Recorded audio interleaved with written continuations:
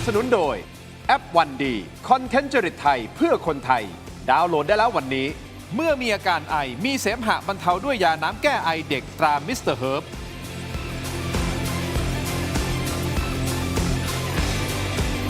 สวัสดีครับตอนรับทุกท่านเข้าสู่รายการถกไม่เถียงครับประเด็นที่ผมจะถกวันนี้นะฮะการเมืองไทยกลับมาร้อนระอุอีกครั้งหนึ่งนะครับคุณผู้ชมครับเขาบอกว่าถ้าเกิดอุบัติเหตุทางการเมืองไม่ต้องกังวลครับเพราะว่ามีนายกรัฐมนตรีสำรองอักษรย่อสอศาลาจากสีน้ำเงินเอาตกลงจะมีหนึ่งคือตกใจอะไรก่อนนะฮะหนึ่งคือสอศาลาสีน้ำเงินก็ไปดูรายชื่อนะฮะของแคนดิเดตนายกรัฐมนตรีมีหรือเปล่าสอศาลาไม่มีนี่จากสีน้ำเงินและสีน้ำเงินคือพรรคที่เป็นรัฐบาลอยู่ตอนนี้ใช่หรือไม่หรือตกใจที่สองคือหากเกิดอุบัติเหตุทางการเมืองแล้วมันจะเกิดอุบัติเหตุอะไรได้ทางการเมืองล่ะครับมีคนวิเคราะห์ว่าอาจจะมีเนื่องจากว่าตอนนี้รัฐบาลกำลังเผชิญมรสุมวิกฤตศรัทธาอย่างหนักฮะอย่างหนักเลยนะครับคุณผู้ชมหลากหลายประเด็นเลยนะครับซึ่งมันไปสอดคล้องกับโพล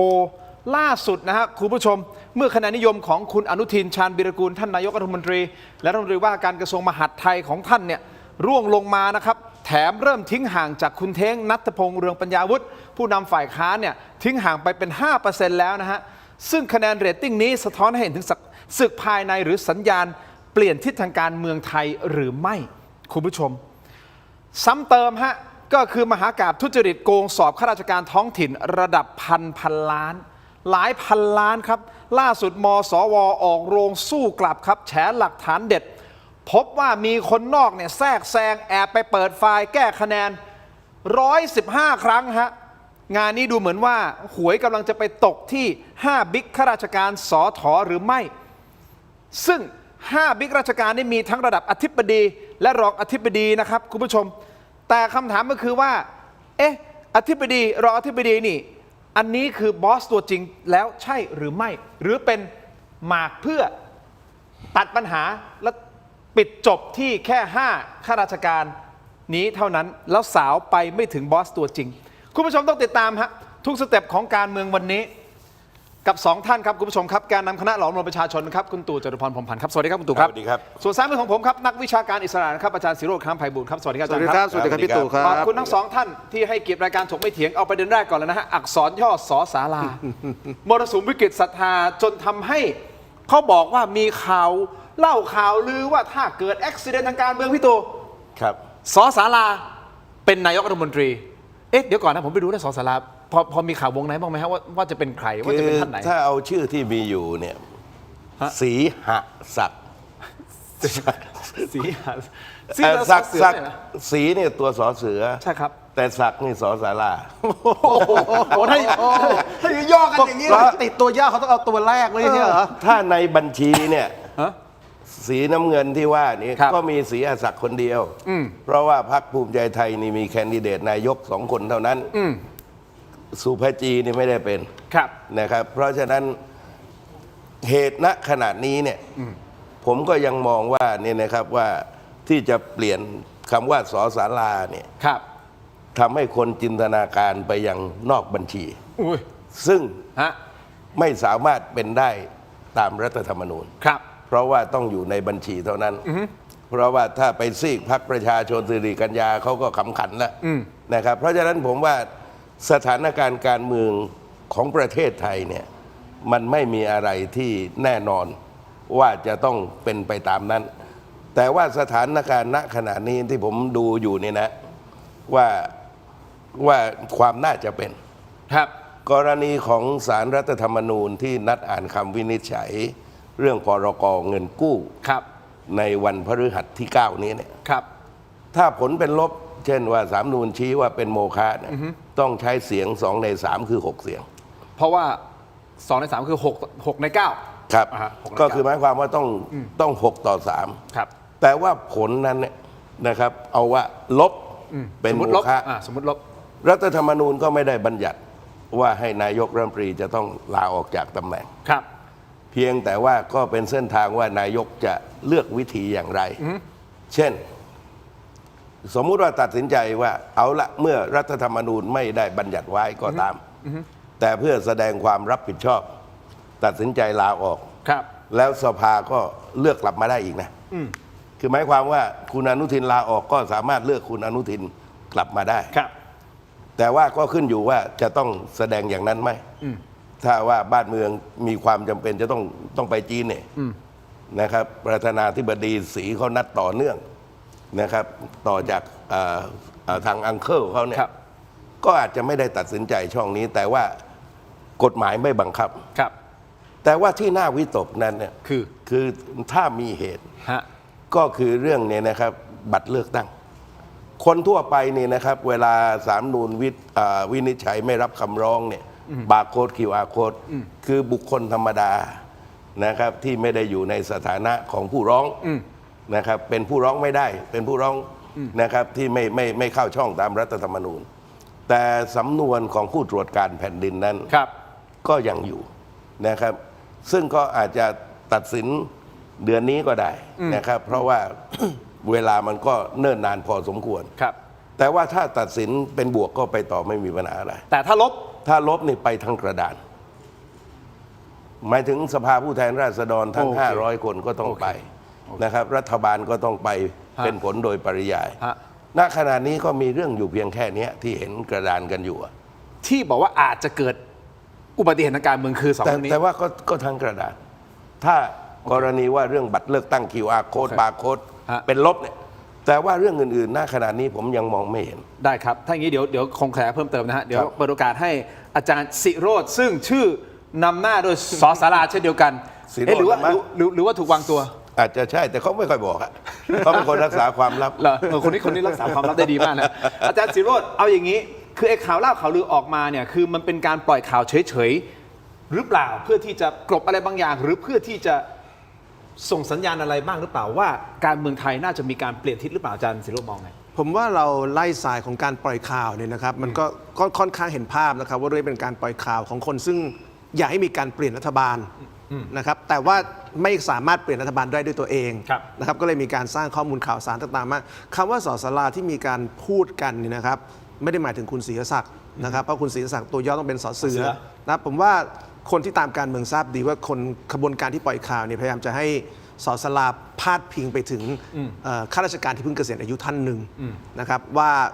จะเข้ามาเป็นนายกรัฐมนตรี ซึ่งหมายความว่า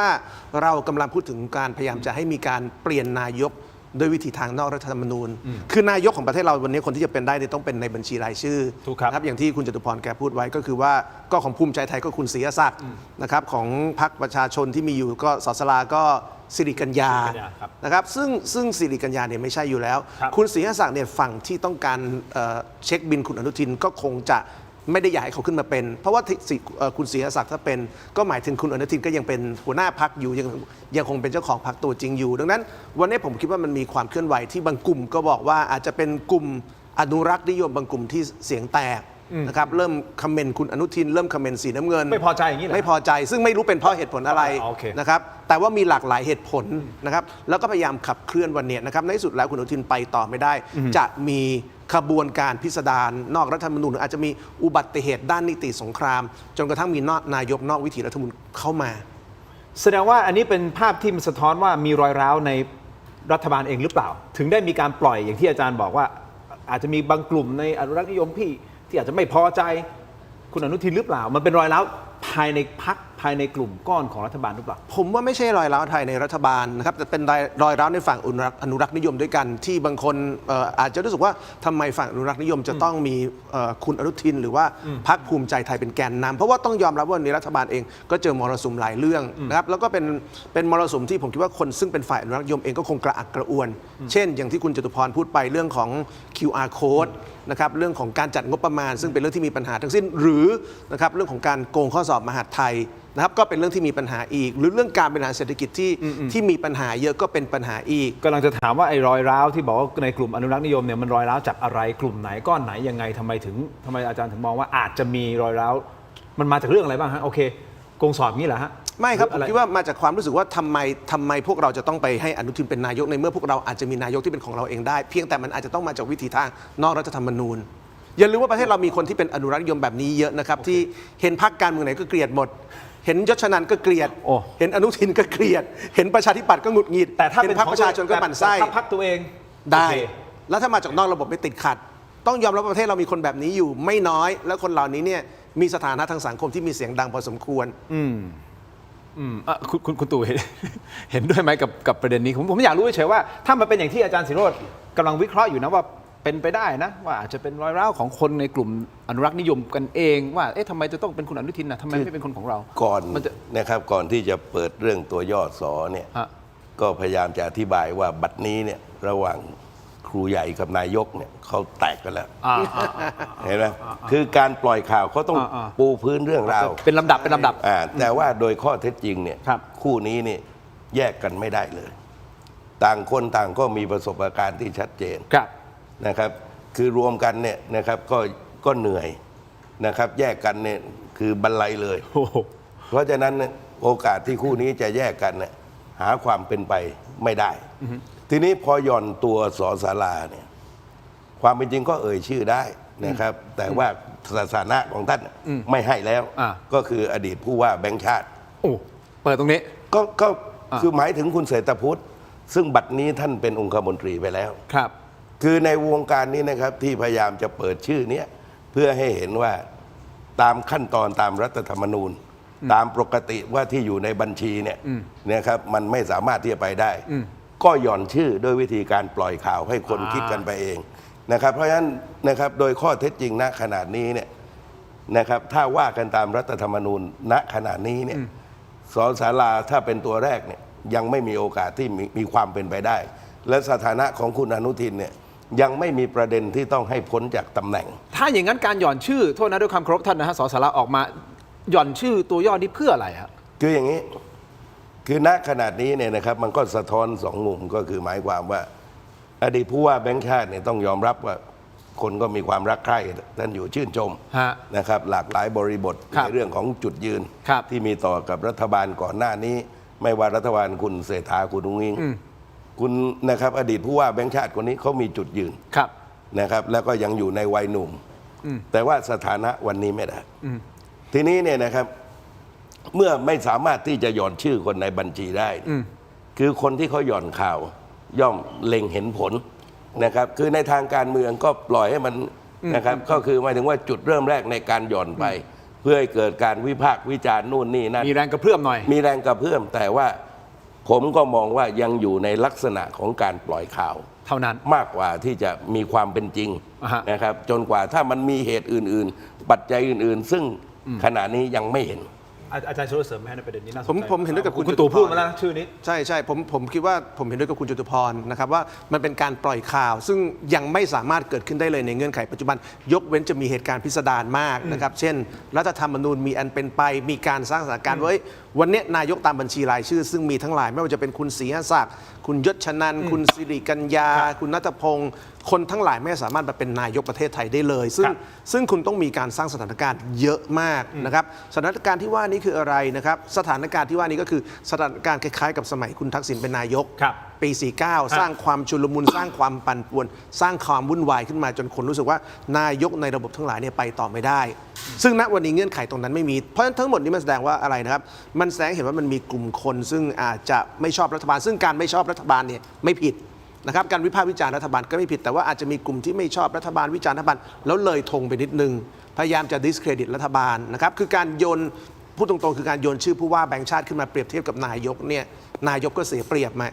คนก็จะรู้สึกโดยปริยายว่านักการเมืองเนี่ยนะครับสู้ผู้ว่าแบงค์ชาติไม่ได้แค่โยนขึ้นมาก็ทำให้มันเกิดการด้อยค่านายก อันนี้คือการหวังผล เพราะจริงๆนี่มีแคนดิเดตนายกรัฐมนตรีตั้งหลายท่านทำไมไม่เอ่ยชื่อในรายชื่อที่เป็นแคนดิเดตอยู่แล้ว ใช่เพราะเขาต้องการเปรียบให้คุณอนุทินดูแย่ลงไงเพราะฉะนั้นคนที่ปล่อยข่าวนี้ก็คือคนที่เป็นศัตรูคุณอนุทิน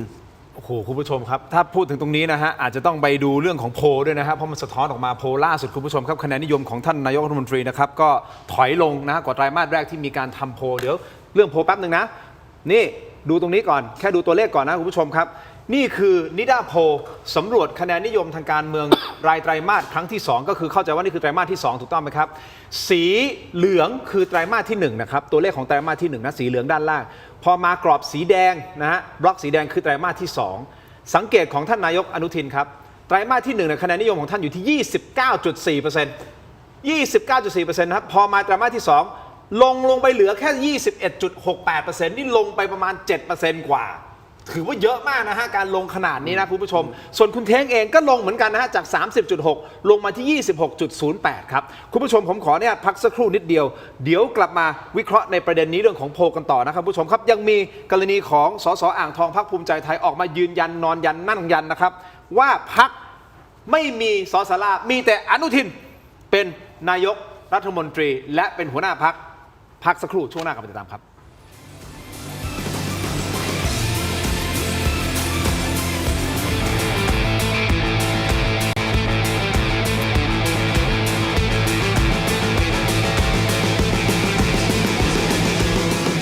แรง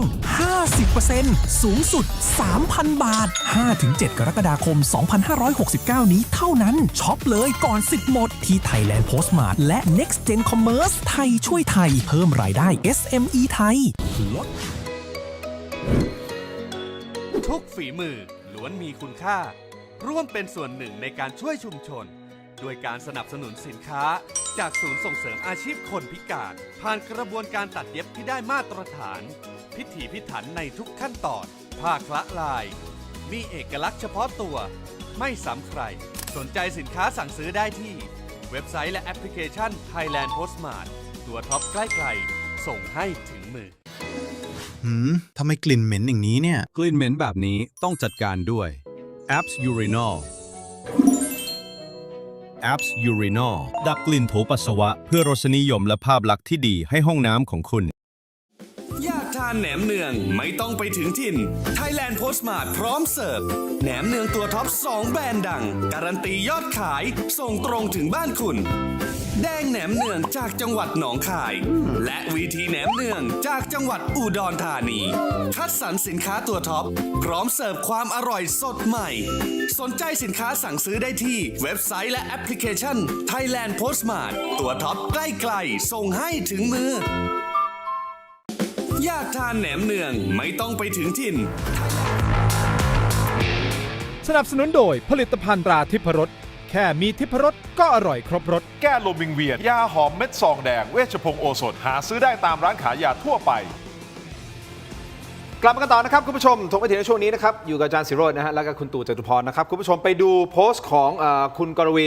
นะปริศนานันทกุลหน่อยนะฮะสสอ่างทองพรรคภูมิใจไทยและท่านเป็นประธานวิปรัฐบาลนะครับท่านออกมาเลยนะฮะสยบข่าวลือว่านายกสสราผ่าน Facebook ส่วนตัวท่านบอกว่าพรรคนี้ไม่มีสสรามีแต่อนุทินนี่ฮะตามโพสต์ของท่านนะครับและระบุเพิ่มเติมบอกว่าช่วงนี้มีคนพยายามปล่อยข่าวปล่อยตัวย่อปล่อยชื่อบุคคลเพื่อสร้างแรงกระเพื่อมทางการเมืองยืนยันว่าพรรคภูมิใจไทยมีผู้นำเพียงคนเดียวคือหัวหน้าอนุทินชาญวีรกูลซึ่งเราวิเคราะห์กันอยู่นะครับทั้งสองท่านทั้งคุณตู่และอาจารย์ศิโรจน์นะครับมองคล้ายๆกันเป็นการปล่อยเพื่อสร้างแรงกระเพื่อมบางอย่างปล่อยเพื่อให้มันเกิดการพูดคุยวิพากษ์วิจารณ์กันบางอย่างใช่ อาจารย์ศิโรจน์ถึงขั้นบอกว่าเป็นการเหมือนทำให้ท่านนายกเนี่ยดูด้อยไปเลยถ้าสสรานี่มาถูกต้องไหมครับซึ่งอันนี้คุณผู้ชมคิดเห็นอย่างไรสามารถที่จะคอมเมนต์กันเข้ามาเพิ่มเติมนะครับอันนี้คือภาพรวมของท่านนายกรัฐมนตรีกับกรณีสสรานะครับแต่ขอดูนิดาโพลแล้วให้2ท่านวิเคราะห์นะครับเอาขึ้นมาอีกครั้งหนึ่งครับนิดาโพลฮะจริงๆมี2สำนักใหญ่แต่เอานิดาโพลก่อนนะครับผู้ชมดูฮะครั้งที่1ถึงครั้งที่2นี่ทีมงานถูกไม่เถียงทำใช่ไหมที่มาก็คือจากนิดาโพลนะเรื่องคะแนนนิยมทางการเมืองไตรมาสรายไตรมาสนะครับครั้งที่2ครับบุคคลที่ประชาชนจะสนับสนุนให้เป็นนายกรัฐมนตรีวันนี้นะครับคุณณัฐพงษ์เรืองปัญญาวุฒิฮะครั้งที่1เนี่ยไตรมาสที่1ถูกไหม 30.6% ครั้งที่2ตกลงมานะฮะเหลือ 26.08% คุณผู้ชมครับคุณอนุทินชาญวีรกูลครั้งที่1เนี่ยอยู่ที่ 29.4 ซึ่งใกล้เคียงกับคุณณัฐพงษ์นะห่างกันประมาณสัก 1% นิดๆแต่พอมาครั้งที่2ครับล่วงลงมาจาก 29.4 เหลือ 21.68 ลงมาประมาณ7กว่าเปอร์เซ็นต์แต่ห่างจากคุณณัฐพงษ์ประมาณ 5% อันนี้มันสะท้อนอะไรบางอย่างหรือไม่ของคะแนนที่ห่างกันขนาดนี้ทั้งสองท่านคิดอย่างไรอ่ะคุณตู่ก่อนนะฮะคะแนนนิยมลงมาเลยโดยเฉพาะคุณอนุทินนะเป็นนายกนะคือต่างคนต่างลงรัฐบาลลงมากกว่าฝ่ายค้านนะครับในตัวเลขก็ยังไม่ห่างกันมากทั้งเนี่ยนะครับทั้งฝ่ายค้านรัฐบาลก็ต้องไปคิดเหมือนกันนะเพราะว่าในบัญชีนี้เนี่ยนะครับมีลำดับ3ลำดับ4ขึ้นนะ แล้วก็หาไอ้ที่เหมาะสมไม่ได้เนี่ย ที่มีความนิยมมากขึ้น คือหาความเหมาะสมไม่ได้ยังมีความนิยมมากขึ้น ยังไม่รู้ แต่หมายความ คือยังไม่รู้มันใครด้วยซ้ำนะ เออ ไอ้อันดับ 5เนี่ย ยังได้รับความนิยมมากขึ้น แต่ว่าที่หนึ่งที่สองต่างก็ลดลงทั้งคู่ คือถ้าผมมองกระดานในลักษณะนี้เนี่ย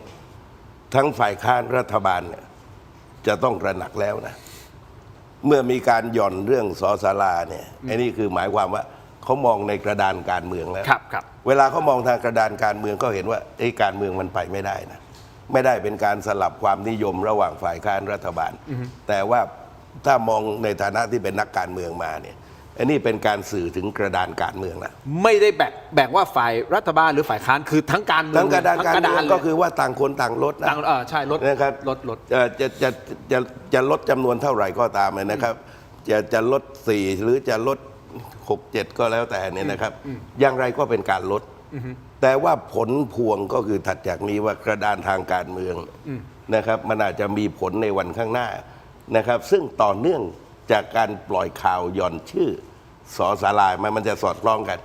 นะครับ เพราะฉะนั้นผลโพลมันก็จะสอดคล้องกับกระดานทางการเมืองนะครับ ว่าถ้ากระดานทางการเมืองทั้งกระดานนี้มันไปไม่ได้ มันไม่ได้อยู่ความนิยมระหว่างคุณอนุทินกับคุณณัฐพงศ์ แต่มันทั้ง ทั้งกระดาน โดยรวม นะครับ ตัวเลขนี้มันไม่ได้ทิ้งขาดหลุดลุ่ยกันเสียเมื่อไหร่ละนะครับ แต่ว่ากระดานมีปัญหาแล้ว ฮะอาจารย์ศิโรจน์แต่ว่าของท่านนายกนี่แต่ก่อนเนี่ยกับคุณณัฐพงศ์ในไตรมาสแรกเนี่ยใกล้เคียงกันมากนะห่างกันนิดเดียวนะแต่พอมาครั้งที่2นี่คือห่างกันเยอะขึ้นอีกนะถึงแม้ทั้งสองท่านเนี่ยความนิยมจะลดลงมานะครับแต่มันห่างขึ้นเยอะขึ้นด้วย ใช่ อาจารย์ศิโรจน์มองกระดานนี้ยังไง ก็ของคุณณัฐพงศ์เนี่ยลดลงประมาณ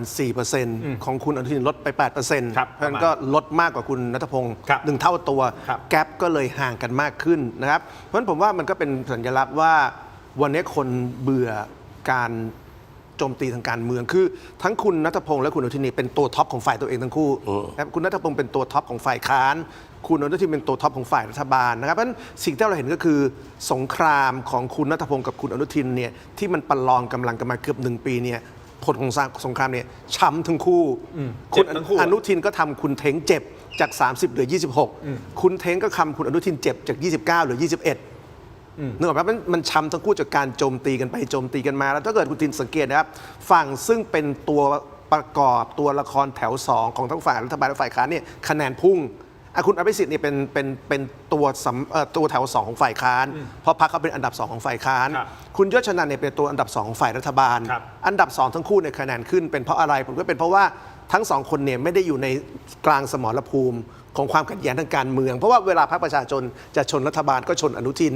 เวลาคุณอนุทินจะชนฝ่ายค้านก็ชนณัฐพงศ์คุณอนุทินจะไม่ไปชนอภิสิทธิ์นะครับเพราะว่าคุณอภิสิทธิ์เล็กกว่าพรรคประชาชนในแง่ฝ่ายค้านและพรรคประชาชนถ้าจะชนรัฐบาลก็จะไม่ไปแตะคุณยศชนันท์เพราะว่าเขาเล็กกว่าคุณอนุทิน ดังนั้นเนี่ยนะครับการชนของสองช้างศาลของฝ่ายค้านและฝ่ายรัฐบาลเนี่ยทำให้ฝั่งที่ได้เปรียบคืออภิสิทธิ์และยศชนันท์เนี่ยกลายเป็นคนซึ่งไม่มีภาพความบอบช้ำไปโดยปริยาย แต่ว่าถ้าเกิดกลับไปอยู่ที่ประเด็นที่พี่ตู่จตุพรแกพูดเนี่ยน่าสนใจตรงนี้นะครับคือว่าบรรยากาศทางการเมืองมันทำให้คนรู้สึกเบื่อทั้งฝั่งรัฐบาลและฝ่ายค้านขณะเดียวกันนะครับฝั่งที่เบื่อมากก็คือฝั่งที่เป็นแกนนำของทั้งสองฝ่าย ส่วนฝั่งที่เป็นแถว2ของทั้งสองฝ่ายเนี่ยคะแนนกระเตื้องแต่ไม่มากพอจะเป็นรัฐบาล เพื่อไทยไม่มีทางเป็นรัฐบาลได้เช่นเดียวกับอภิสิทธิ์คุณอภิสิทธิ์ก็ยังไม่สามารถจะเป็นแกนนำฝ่ายค้านแทนพรรคประชาชนได้เพราะฉะนั้นในที่สุดถ้ามันล่ากันไปอย่างนี้เรื่อยๆคนจะเกิดความรู้สึกว่าโอ้โหการเมืองมันไม่มีความหวังเลยนี่มันดูมีแต่ความสิ้นหวังไปหมดฝ่ายค้านพรรคประชาชนเราก็ไม่ชอบใจอนุทินบริหารประเทศก็มีปัญหาตัวเลือกในระบบไม่ว่าจะเป็นประชาธิปัตย์หรือเพื่อไทยเองก็ยังไม่สามารถขึ้นมาได้อันนี้แหละมันคือการทำให้การเมืองมันอยู่กับความรู้สึกว่าประเทศไม่มีความหวังประเทศมันเดินหน้าต่อไปไม่ได้โยงกับเรื่องการโยนชื่อเรื่องของการดึงพลังนอกระบบเข้ามาผมขอกลับมาที่สิ่งที่คุณจตุพรพูดเมื่อเบรกที่แล้วนะครับตอนเริ่มต้นของรายการเกี่ยวกับเรื่องของศาลรัฐธรรมนูญนะครับไม่ว่าจะเป็นบัตรเลือกตั้งอันนี้ที่ผู้ตรวจการถูกต้องไหมครับแล้วก็รวมถึงกรณีของพรกกู้เงินงบประมาณ กู้เงิน4 แสนล้านใช่ไหมครับที่วันพฤหัสวันพุธหรือพฤหัสนี้นะที่พฤหัสวันที่9วันที่9นะครับก็จะมีการอ่านคำวินิจฉัยตรงนี้มันจะเป็นตัวอีกตัวหนึ่งที่เราต้องเฝ้าจับตามองหรือเปล่าอาจารย์ศิโรจน์ต้องเฝ้าจับตานะครับเพราะว่าแน่นอนว่าเรื่องของไอ้การกู้4 แสนล้านมันก็มีอยู่ไม่กี่สูตรสูตรที่1คือ4 แสนล้านใช้ได้ทั้งหมดนะครับสูตรที่2คือ4 แสนล้านใช้ไม่ได้ทั้งหมดสูตรที่3คือใช้ได้แค่ครึ่งแรกแต่ครึ่งหลังใช้ไม่ได้นะครับแล้วสูตรที่4ก็คือ 3 สูตรนะครับมีอยู่ 3 สูตรใหญ่ๆเพราะฉะนั้นไม่ว่าจะเป็นสูตรไหนก็ตามเนี่ยนะครับถ้ามันเป็นสูตรซึ่งใช้ได้ทั้งหมดเนี่ยดีกับรัฐบาลใช่ไหมแต่ถ้ามันเป็นสูตรที่ 2 คือใช้ไม่ได้ทั้งหมดเนี่ยรัฐบาลช้ำนะครับหรือถ้าเป็นสูตรที่ 3 ก็คือใช้ไม่ได้แค่ครึ่งหลังคือครึ่ง 200,000 ล้านเรื่องปฏิรูปโครงสร้างพลังงานยังไงรัฐบาลก็ช้ำเพราะฉะนั้นดูจากความเป็นไปได้ที่จะช้ำเนี่ยมันมีอยู่2 ใน 3 2 ใน 3 ที่จะช้ำ เพราะฉะนั้นเมื่อช้ำแล้วเนี่ยจะเป็นยังไงต่อไปนะครับในแง่กฎหมายเดี๋ยวก็คงจะต้องมีการเถียงกันว่า ถ้ามันเกิดสูตรซึ่งคว่ำทั้งหมด หรือคว่ำแค่เฉพาะครึ่งหลังเนี่ยคุณอนุทินจะเป็นนายกได้หรือเปล่า ประเด็นนี้มันจะมาแน่ว่ารัฐบาลจะต้องรับผิดชอบแค่ไหน มันเหมือนทุกอย่างมันถูกวางมา มาสุกงอเมาใกล้ๆช่วงเวลานี้ มันคือการเหมือนกับมีวงออร์เคสตราที่พยายามทำให้คนรู้สึกว่ารัฐบาลเนี่ยไปต่อไม่ได้นะครับอย่างเช่นเรื่องของ400,000 ล้านเนี่ยในที่สุดแล้วตามกฎหมายที่นักกฎหมายเถียงกันเนี่ยทุกคนคิดคล้ายๆกันว่าเรื่องนี้ไม่ใช่ช่องทางที่จะทำให้นายกต้องออก ต่อให้ศาลตัดสินว่าผิดก็ตาม แต่ว่าในแง่ความรู้สึกการเมืองเนี่ยนะครับพี่ตู่ก็รู้ว่าเรื่องนี้มันทำให้เกิดแรงกระเพื่อมทางการเมืองได้ ถ้ามันคว่ำนะครับหรือคว่ำแค่ครึ่งนึง200,000 ล้านเสียงเรียกร้องว่านายกจะต้องรับผิดชอบเนี่ยมันก็จะดังขึ้นมาจากทุกกลุ่มนะครับมาค้าบูชาของการประชาทันมันจะตามมา มันเป็นจิตวิทยาแบบหนึ่งพี่ตู่เล่นการเมืองมานานนี่คือจิตวิทยาแบบหนึ่ง ถูกต้องบางครั้งในทางการเมืองเนี่ยไประวังเรื่องหลักๆเนี่ยตอนที่ผมเป็นสสสมัยระหว่างคุณสมัครเนี่ยไปป้องกันนู่นนี่สารพัดอะใครคิดว่าจะมาคว่ำคากระทะกระตะหลิวอะ ไม่ทันระวัง ก็คือหมายความว่ามาตายเอาจุดที่ใครคาดไม่ถึงว่านะครับไปตายคากระทะเนี่ยชนะมาทุกสนามนะครับผ่านมาทุกสมรภูมิ ครับ แต่มาเดี่ยงเอาเรื่องที่ไม่ควรจะเป็น ในทางการเมืองณขณะนี้เนี่ยที่ผมก็มองตามบริบทนะครับว่าเรื่องพรกเงินกู้เนี่ยมันอยู่ที่ว่าคุณอนุทินจะต้องตัดสินใจอย่างไร ถ้าผลเป็นลบ ครับ นะครับซึ่งถ้าจะแสดงความรับผิดชอบทางการเมืองนะครับไม่เหมือนนักการเมืองคนอื่นๆ เช่นว่าตัดสินใจลาออกแล้วก็สภาเลือกกลับมาใหม่ ฮะ แสดงความรับผิดชอบเพราะว่า spirit เพราะว่าหลักการเรื่องพรกนั้นเนี่ยนะครับแม้ว่าสภาผู้แทนราษฎรหรือวุฒิสภาไม่เห็นชอบเนี่ยแต่ว่าที่ดำเนินการมาก่อนหน้านี้นะครับถือว่ามันมีผลทางกฎหมายแล้ว ครับ เช่นเดียวกับที่ศาลรัฐธรรมนูญ ครับ นะครับจึงยังไม่มีผลยกเว้นว่าตัวเองจะเปิดช่องสำหรับเรื่องการแสดงสปิริตแต่ในทางการเมืองนั้นเนี่ย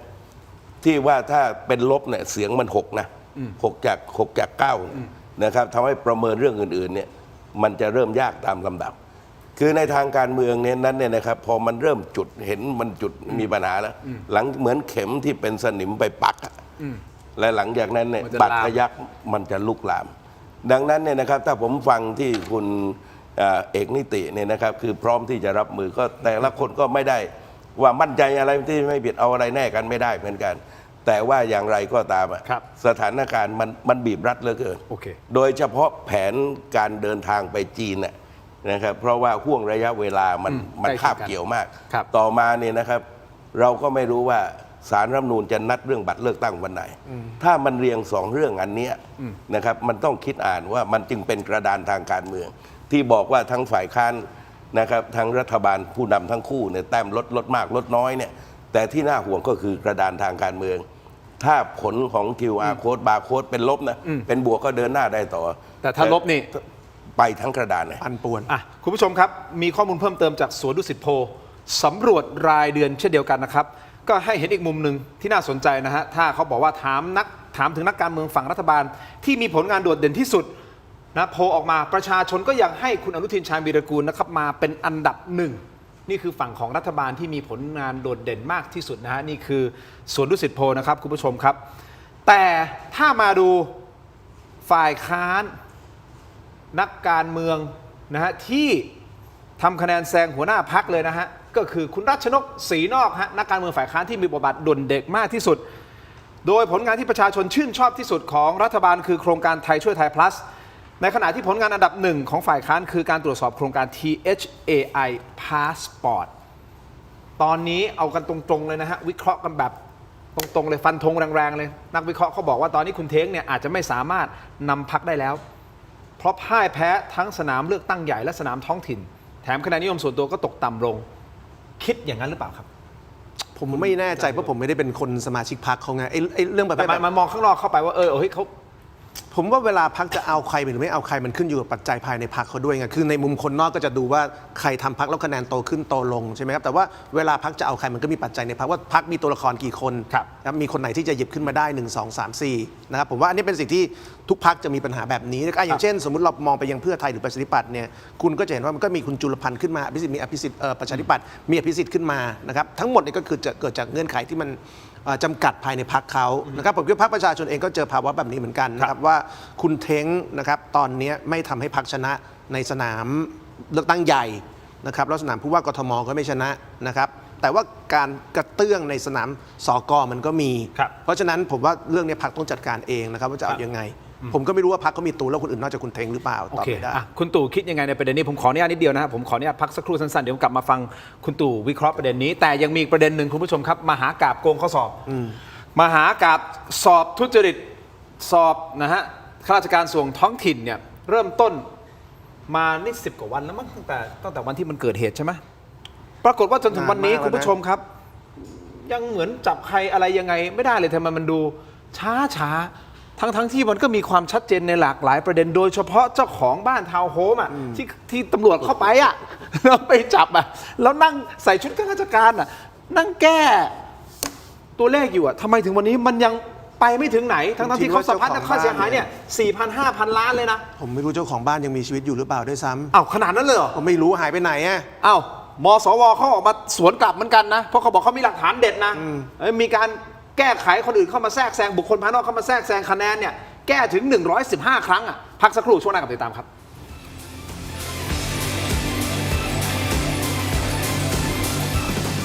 แก้คำตอบ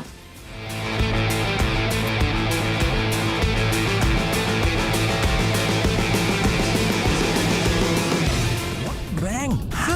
50% สูงสุด 3,000 บาท 5-7 กรกฎาคม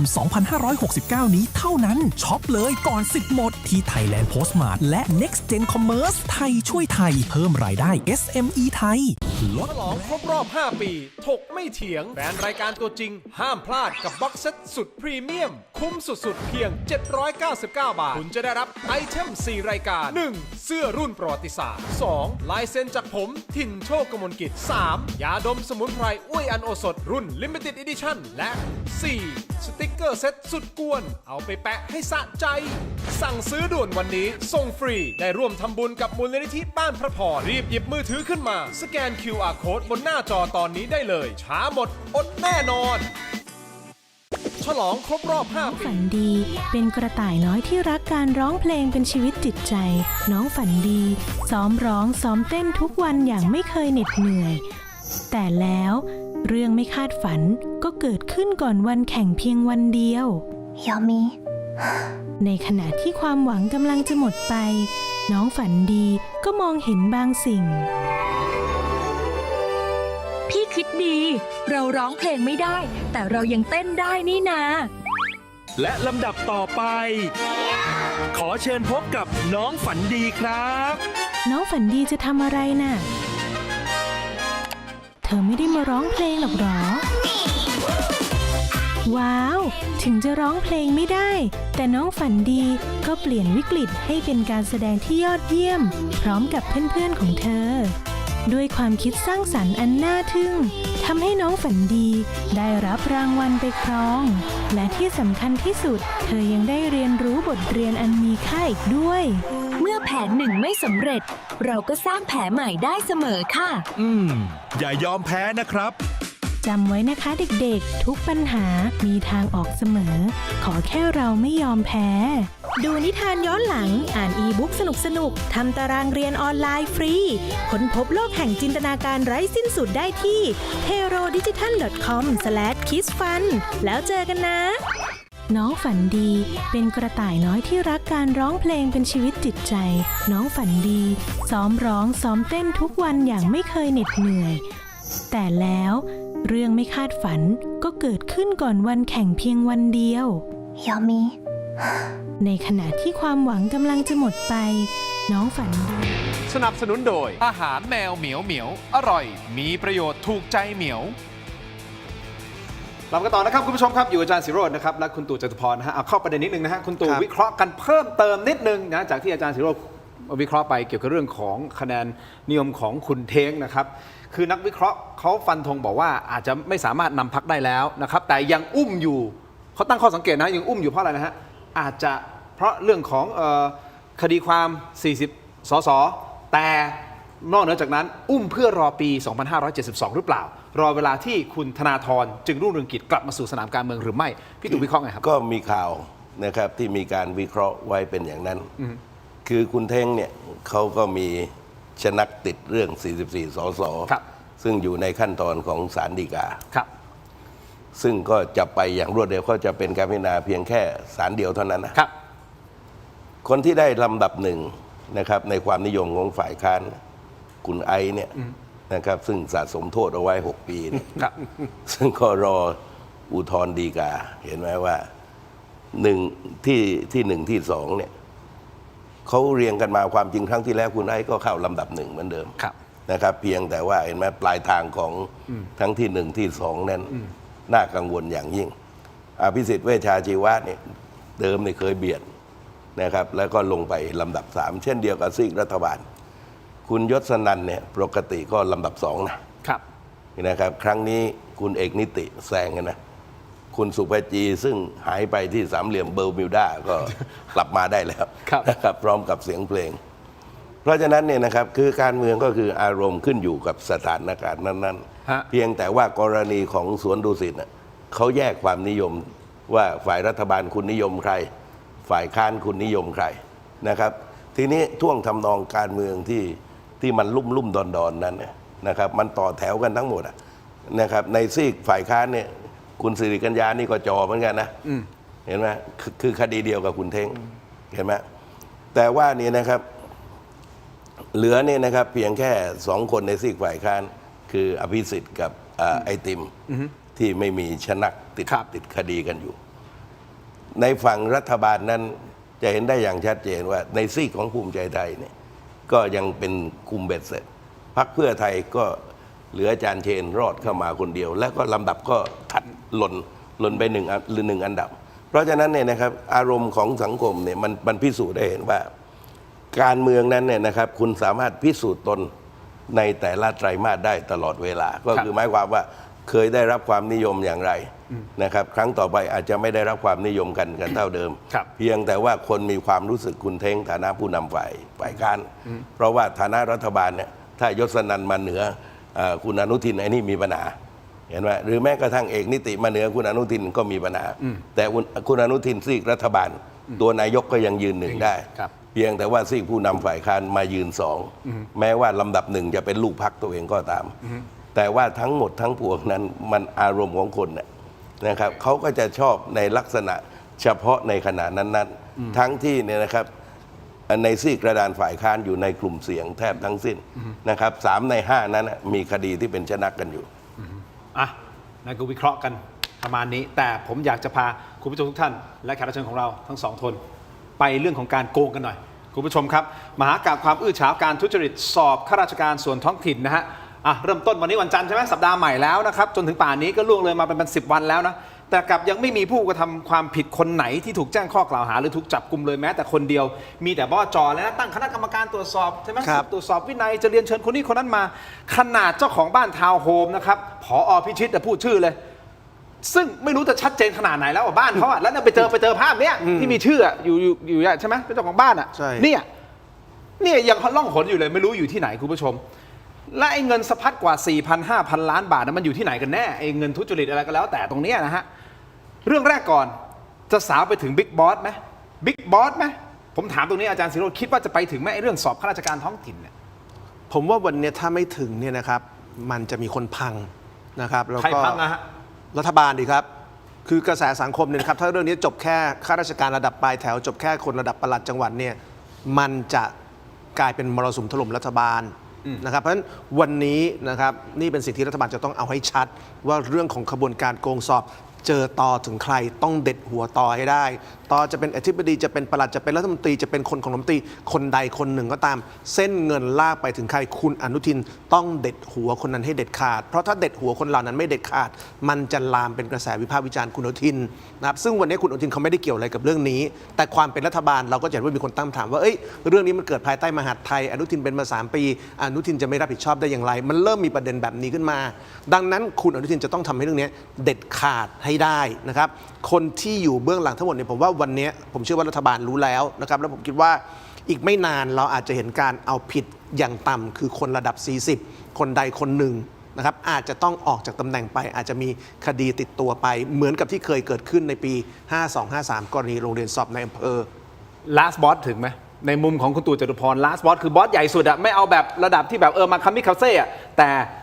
ถึง Final Last Boss อันนี้คือคำถามนะครับผมขอเนี่ยคุณผู้ชมสแกน QR Code หน้าจอตอนนี้ไปที่ออนไลน์ของเรานะครับเทเลดิจิทัลใน YouTube Facebook ถกไม่เถียงเดี๋ยวไปวิเคราะห์กันต่อกับคุณตู่จตุพรและอาจารย์ศิโรจน์นะครับและยังมีประเด็นของคุณพาวุฒิอีกนะฮะคุณพาวุฒิเงียบหายไปนานล่าสุดออกมาโพสต์แล้วนะครับแล้วออกมาโพสต์บอกเนี่ยห่วงรัฐบาล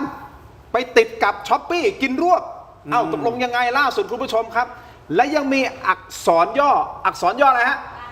ล้านบอสด้วยนะครับ ดูนะติดตามในออนไลน์นะครับสำหรับทีวีขอบคุณอาจารย์ศิโรจน์และคุณตู่จตุพรเจอกันในออนไลน์ครับ ขอบคุณครับขอบคุณครับ วันนี้คุณตู่ไม่เที่ยงครับเจอกันครับสวัสดีครับ สวัสดีครับ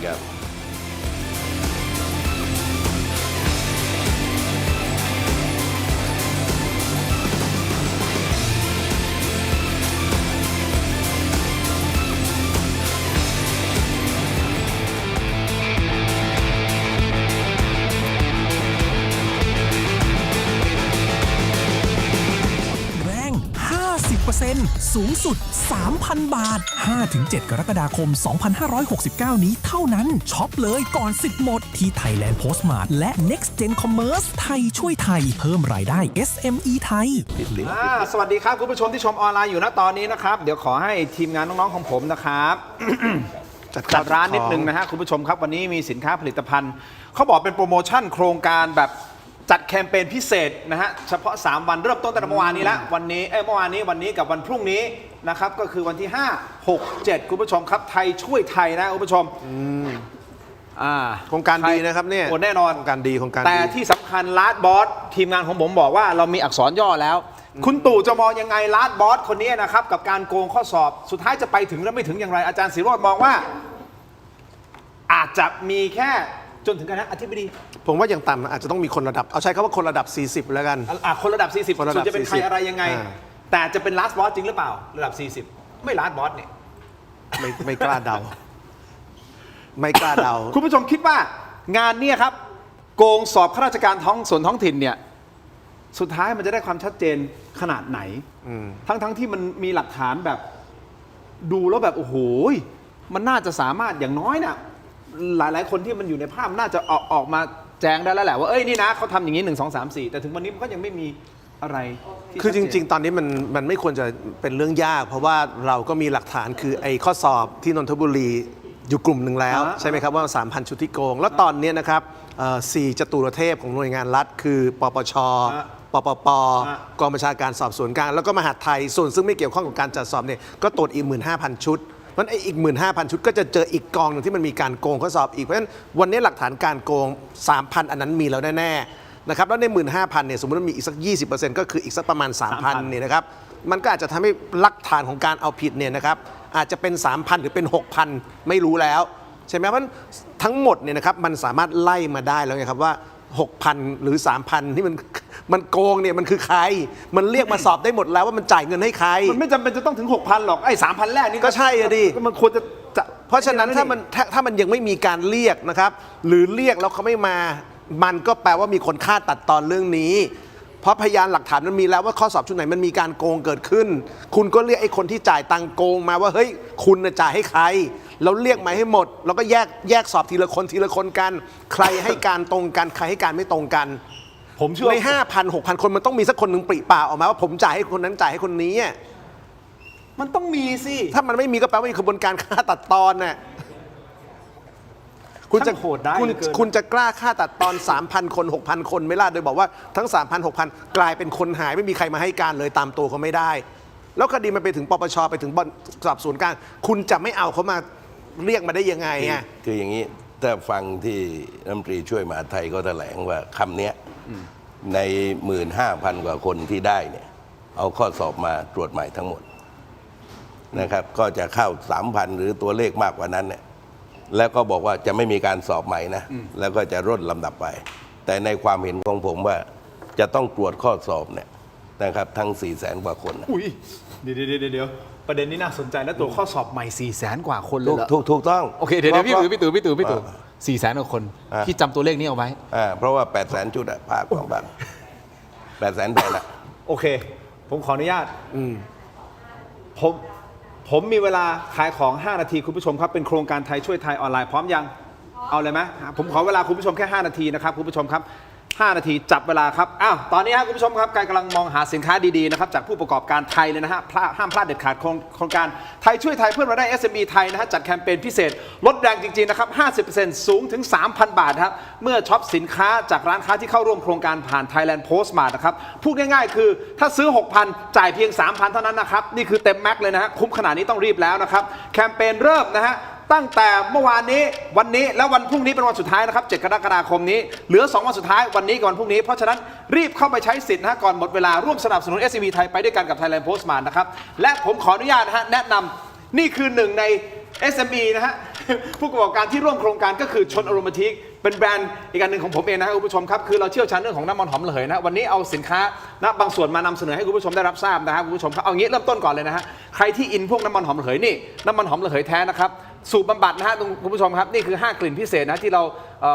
เบลนด์มาโดยเฉพาะผสมมาโดยเฉพาะเป็นสูตรน้ำมันหอมระเหยแท้ซึ่งเป็นสูตรที่ขายดีที่สุดหน้าร้านของผมขายที่ไอคอนสยามขายที่เซ็นทรัลเวิลด์นะขายที่เอ็มคอเทียและ King Power ด้วยนะครับชาวต่างชาตินิยมมากๆเลยนะฮะอันนี้จริงๆอยากให้คนไทยได้ลองใช้น้ำมันหอมระเหยแท้นะครับอันนี้คือขวดละ990 บาทนะครับแต่วันนี้คุณจ่ายแค่400 กว่าบาทใช่ไหม990 บาทเท่าไหร่495 บาทเท่านั้นเพราะลด 50% นะฮะนี่น้ำมันหอมระเหยแท้ขวด 10 ml อยู่ตรงนี้ครับ Stress Killer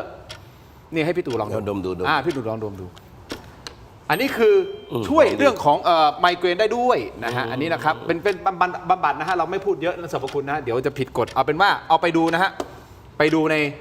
Thailand Postmart ได้นะตอนนี้นะครั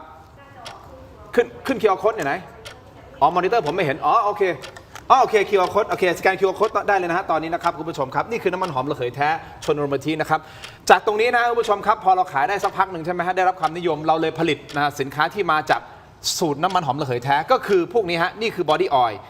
ล์นะครับไม่เหนียวเหนอะหนะนี่เขาติดไว้เหรอบอดี้ออยล์ไม่เหนียวเหนอะหนะนะครับนี่เป็นบอดี้ออยล์ที่มาจาก5สูตรนี้เช่นเดียวกันนะครับมาจากน้ำมันหอมระเหยแท้เช่นเดียวกันออกมาเป็นบอดี้ออยล์ที่ไม่เหนียวไม่เหนอะไม่มันไม่ลื่นนะไม่เหนียวเหนอะหนะว่างั้นเถอะนะทาไปแล้วก็ซึมไวนะครับอันนี้ลองดูนะครับผมมีเวลาอีก3 นาทีในการขายของนะครับเพราะฉะนั้นสูตรน้ำมันหอมระเหยแท้อยากให้คุณผู้ชมได้ลองชนอโรมาทิกนะฮะราคาแค่ครึ่งหนึ่งเท่านั้นนะฮะถ้าจ่ายวันนี้ร่วมโครงการไทยช่วยไทยเพื่อมาได้ SME ไทยนะครับมาถึงกลุ่มนี้นี่คือกลุ่มแรกที่อยากจะนำเสนอนะครับน้ำมันหอมระเหยแท้นี่คือสูตรบำบัดเลยนะครับเพราะฉะนั้นถ้าท่านอินเรื่องน้ำมันหอมระเหยตรงนี้นะครับส่วนตรงนี้ครับตั้งแต่ตรงนี้เป็นต้นไปอันนี้คือ Aroma Ecology นะครับอันนี้เป็นศาสตร์ Aroma Ecology คืออะไรฮะเป็นน้ำมันหอมระเหยผสมกับน้ำหอมครับแต่มีเบสของน้ำมันหอมระเหยแท้ในการผลิตนะครับซึ่งเราเริ่มต้นจากถุงหอมตรงนี้ก่อนนะฮะนี่คือถุงหอมครับอาจารย์ไม่รู้อาจารย์ศิโรจน์ได้กลิ่นหรือเปล่าถุงหอมไกลๆตรงนี้ตั้งแต่เอาของมาวางในหอมทุกอย่างครับผมรอพูดมานานทั้งหมดนี่หอมมากนะครับผมหอมแบบหอมมากเลยครับนี่คือถุงหอมไว้แขวนในรถเนี่ยใช่แขวนในรถแขวนในตู้เสื้อผ้าได้หมดเลยนะครับหอมมากครับหอมมากมาจาก Aroma Ecology สูตร3 กลิ่นด้วยกันนะครับคุณผู้ชมครับนี่คือ3 กลิ่นกล่องจะเป็นแบบนี้ประมาณแบบนี้ครับอันนี้คือ1ในกลิ่นนะฮะกล่องแบบนี้โทษทีกล่องแบบนี้นะครับราคา690 บาทแต่วันนี้ลดครึ่งหนึ่งใช่ไหมลดครึ่งหนึ่งนะครับเอาขึ้น QR Code ตอนนี้เลยนะครับเหลือ345 บาทเท่านั้นนี่ฮะเหลือ345 บาทนะครับ345 บาทเท่านั้นนะครับด้านในกล่องจะเป็นแบบนี้นะครับก็จะมีถุงหอมไอ้นี่ถ้าไม่บอกจะแขวนทั้งถุงเลยถุงต้องเอามาก่อนแล้วก็เอาไส้ในเข้าไปยัดเข้าไปในถุงนะครับแล้วก็แขวนในรถได้นะครับกลิ่นหอมเท่ากับวันนี้เนี่ย690 บาทคุณซื้อได้2 ชิ้นเพราะมันลด 50% ของโครงการไทยช่วยไทยเพื่อมาได้ SME ไทยนะครับแบบนี้สวยงามนะครับหอมมากนะครับถุงหอมครับใช่ครับหลังจากถุงหอมประสบความสำเร็จครับก็มีคนถามว่าแล้วมีแบบง่ายๆไหมแทนที่จะเป็นถุงหอมนะครับนี่ครับเป็นรูมสเปรย์ครับกลิ่นเดียวกันอินสปาย3 กลิ่นนี้นะครับแรงบันดาลใจจาก3 กลิ่นนี้ออกมาเป็นฉีดในห้องนอนห้องอะไรก็ได้เนาะนี่เป็นรูมสเปรย์นี่ก็ฟุ้งฉีดในห้องฉีดในรถ ฉีดในรถได้นี่คือกรีนสปายนะครับแบบนี้นี่คือขวด100 ml นะฮะขวดใหญ่นะครับแต่ถ้าสมมุติคุณบอกเฮ้ยเนี่ยไม่อยากจะซื้อทั้ง3กลิ่นขวดใหญ่ไม่เป็นไรฮะเรามีขวดเล็กที่เป็นเซตแบบนี้เพื่อเปิดใจลองดูครับนี่ฮะ แพ็กเกจหลากหลาย นี่นะครับขวด20 ml นะคุณได้ทั้ง3กลิ่นเลยเป็นแพ็กเกจสวยงามสามารถซื้อเป็นของขวัญได้นะครับตรงนี้นะครับสแกน QR Code หน้าจอตรงนี้มีไหมขึ้นมาอันนี้คือเป็นเซตนะฮะเป็นเซตขึ้นอยู่ใช่ไหมครับอันนี้เป็นเซตใช่ไหมนี่เป็นเซตเปล่าโอเคสเปรย์นี่นะครับและสุดท้ายครับหลังจากที่เราทำตัวรูมสเปรย์ออกมานะฮะก็มีการถามขึ้นมาจากนักท่องเที่ยวชาวต่างชาติบอกว่าเขาอยากได้กลิ่นเนี่ยเป็นน้ำหอมฉีดตัวได้ไหมนี่ครับก็เลยผลิตออกมาเป็นเพอร์ฟูมเซตแบบนี้อันนี้คือไซส์10 ml แพ็คกิ้งเป็นแบบนี้แพ็กเกจสวยนะครับเนี่ยโหผมขายตามต่างชาติขายชาวต่างชาตินะก็ต้องดีนะเพราะเขาซื้อกลับไปนี่คือเป็นหน้าตาของประเทศชาตินี่คือสินค้าที่เรารอเขานำออกฮะเรานำเข้ามาในร้านเราแล้วรอเขานำออกนะครับเป็นแพ็กเกจแบบนี้ซึ่งขวดข้างในจะเป็นอย่างนี้นะฮะนี่ผมแกะออกมาให้ดูเป็นแบบนี้สวยดีนี่เป็นน้ำหอมฉีดตัวเลยนะครับเป็นเพอร์ฟูมนะฮะนี่เป็นเพอร์ฟูมฉีดตัวอาจารย์ลองได้นะครับน่าฉีดเลยครับผมอยากตัวหอมครับฉีดหัวใจผมเลยครับโอ้โหเนี่ยลองดูใครอยากมาดมไหมมีไหมนี่คือเป็นแบบนี้พี่ตู่อยากมาดมไหมนี่คือไซส์10 ml สามารถที่จะซื้อเป็นแพ็กเกจแบบนี้แล้วลองได้ทั้ง3กลิ่นเลยนะครับแบบนี้หรือถ้าท่านสนใจขวดใหญ่เราก็มีขวดใหญ่นะครับ50 ml เช่นเดียวกันแบบนี้นะครับแพ็กเกจจิ้งแบบนี้ผมหมดเวลายัง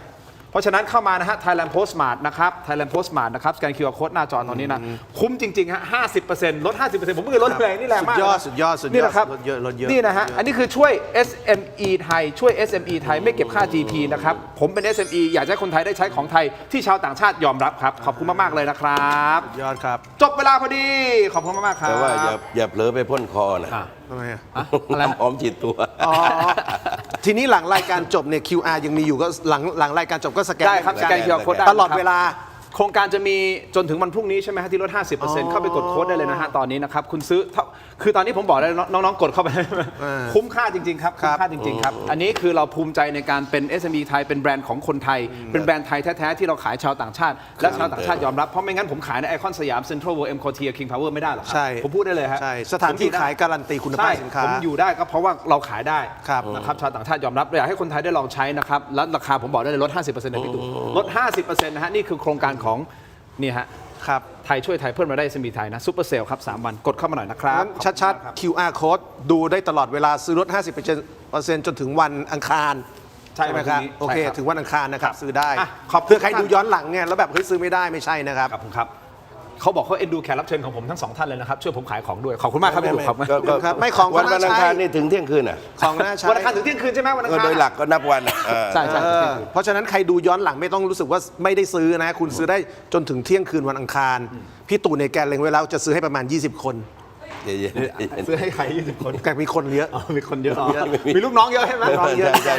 ลูกน้องทีมติดตามเยอะอย่างนี้คุณผู้ชมลองดูฮะลองเปิดใจดูนะครับหรือว่าถ้าสมมติสะดวกยังมีเวลานะฮะคือไปวิสิตร้านเซ็นทรัลเวิลด์ชั้น2นะครับแล้วก็ไปที่ไอคอนสยามชั้น1ครับนะครับแล้วก็เอ็มโคเทียอยู่ชั้น3นะฮะเราไปหาดูนะครับหรือว่าไปที่ตรงนี้เลยเทอร์มินอล21อโศก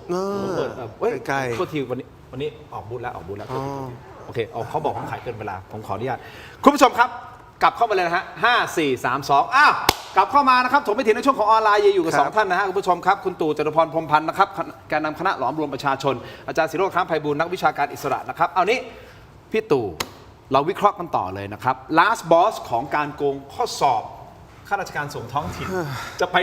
อาจารย์ศิโรจน์บอกว่าอย่างน้อยต้องมีสัก40ผมว่าต้อง40นะต้องมี40โดนพี่ตู่บอกว่าเฮ้ยเดี๋ยวก่อนนะถ้าจะให้ตรวจสอบจริงๆต้องตรวจสอบย้อนหลังทั้ง4 แสนข้อสอบเลยเหรอฮะ4 แสนคนเลยเหรอครับก็คือหมายความว่ามีประมาณ8 แสนกว่าแผ่นการตรวจด้วยระบบคอมพิวเตอร์เนี่ยคนที่อยู่รามคำแหงอย่างผมเนี่ยเป็นเรื่องที่ง่ายดายมากเพราะว่าระบบนี้ใช้มาทัก30-40-50 ปีแล้วไม่ได้เป็นเรื่องที่ทันสมัยอะไรเลยสามารถตรวจได้นี่ครับวันเดียวก็จบแล้วเท่านี้นะครับเพราะฉะนั้นค่ำนี้ลองดูว่าไอ้ที่เขาตรวจ 1,500 ชุดนี้ก่อนหมายถึงว่ารายชื่อคนที่ได้เนี่ยจะมีคนเนี่ยนะครับที่ทำข้อสอบไม่ได้จริงๆแล้วมีชื่อโดยการแก้ไขผลสมัยก่อนเนี่ยนะครับที่บรรดาโกงข้อสอบทั้งหลายเนี่ยเช่นข้อสอบรั่วไอ้นี่มันอึ้ง มันอื้อฉาวกลุ่มสภาพไม่ได้นะครับ เพราะว่าพอข้อสอบรั่วเสร็จจะต้องมาจดมันต้องจำมันต้องอะไรสารพัดนะครับ แล้วก็มีวิธีตัวระบบส่งสัญญาณ เช่นไว้ใส่ที่ง่ามขาเงี้ยตึ๊ดเช่นว่าข้อหนึ่งใช่ไหมข้อหนึ่งก็ตึ๊ดบีต่อมาก็ตึ๊ดซีอะไรพวกนี้ฝนนั่งกันสะดุ้งอยู่ตลอดเวลา อย่างนั้นเลย แต่ว่าไอ้วิธีการนี้เนี่ยมันมีตัวตัดสัญญาณ ครับ นะครับ แล้วก็มีความล้าสมัย ครับ วิธีที่ทันสมัยก็คือเปลี่ยนผลเลย แล้วก็มาทำข้อสอบนะครับตามหลัง เพราะฉะนั้นเนี่ยครับการไปแก้ไขในไฟล์ที่ว่านี้เนี่ยถือว่าเป็นวิธีที่ชั่วร้ายที่สุดนะครับ ก็คือหมายความว่าคุณจะไม่ต้องไม่ต้องอ่านหนังสือไม่จำเป็นอะไรทั้งนั้น เขียนชื่อนามสกุลเลขให้ถูกก็เป็นว่าใช้ได้นะครับ แล้วก็ผลไปเถอะนะครับ เพราะว่ามันถูกล็อกด้วยการแก้ผลสอบทีนี้เนี่ยนะครับความเนี่ยนะครับหลักฐานในเบื้องต้นระบุว่ามีการจ่ายตังค์ถึง 9,000 กว่าคน และก็สำเร็จไป 3,000 กว่า ครับ ไอ้นี่ยังไม่ได้ตรวจข้อสอบกันทีนะ ทีนี้เนี่ยนะครับถ้าตัวเลขอาจจะมากกว่านะครับหรือจะน้อยกว่า 3,000 ก็ได้ ครับ จะเห็นได้อย่างชัดเจนว่ามีคนจ่ายตังค์และไม่ได้ก็อีก 6,000 เป็นอย่างน้อย ผมเนี่ยนะครับมีความเชื่อว่าถ้าเอาจริงเอาจังวันนี้นายกรัฐมนตรีก็เซ็นคำสั่งรองนายกปกรณ์ให้เวลา 30 วันแจงทุก 10 วันนี่ก็ชุดหนึ่งนะครับ นอกเหนือจากปปชขอเวลา 3 เดือน 6 เดือน ก็น่ารักดี2 เวลา 2 เท่าเลย แต่ว่าทั้งหมดนั้นเนี่ยถ้าพยานหลักฐานไปถึงใครเนี่ย ครับ ไม่จำเป็นว่าเขาจะต้องสีไหนนะคุกนี่41ก็มาแล้วนะครับ40นี่ถือว่าเป็นเรื่องปกตินะสำหรับคุกเนี่ยหรือนักการเมือง40ที่เขาเรียกว่า42เนี่ย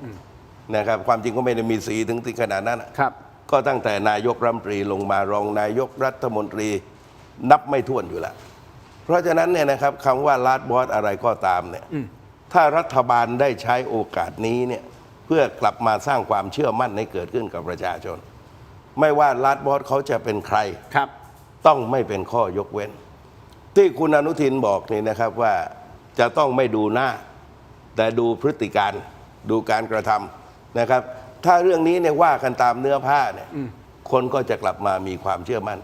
เพราะเราก็ดูผลวันนี้นะครับ ถ้าเขาไม่เลื่อนอะไรการค่ำนี้เนี่ยก็รู้แล้วว่าไอ้ใน15,000น่ะมันมีการทุจริตเข้าไปกี่คน ทีนี้ไอ้การเนี่ยนะครับการเรียกเข้ามาตรวจสอบเนี่ยถ้าคุณพูดความจริงเขาจะกันไว้ฐานะพยานเนี่ยแป๊บเดียวมันก็สาวราวเรื่องเพราะผลประโยชน์เนี่ยนะครับจ่ายตังค์เนี่ยก็แค่จ่าย3 คนแบบปลัดจังหวัดภูเก็ตเนี่ยยังจับได้มีเส้นทางการเงินละเอียดยิบไอ้นี่ 9,000 คน มันต้องมี นะครับได้มันนี่ถ้ามาเจรถ้าไม่บอกนี่นะครับก็จะดำเนินคดีนะเพราะนี่นะครับจ่ายเงินเพื่อเข้าบรรจุราชการก็ผิด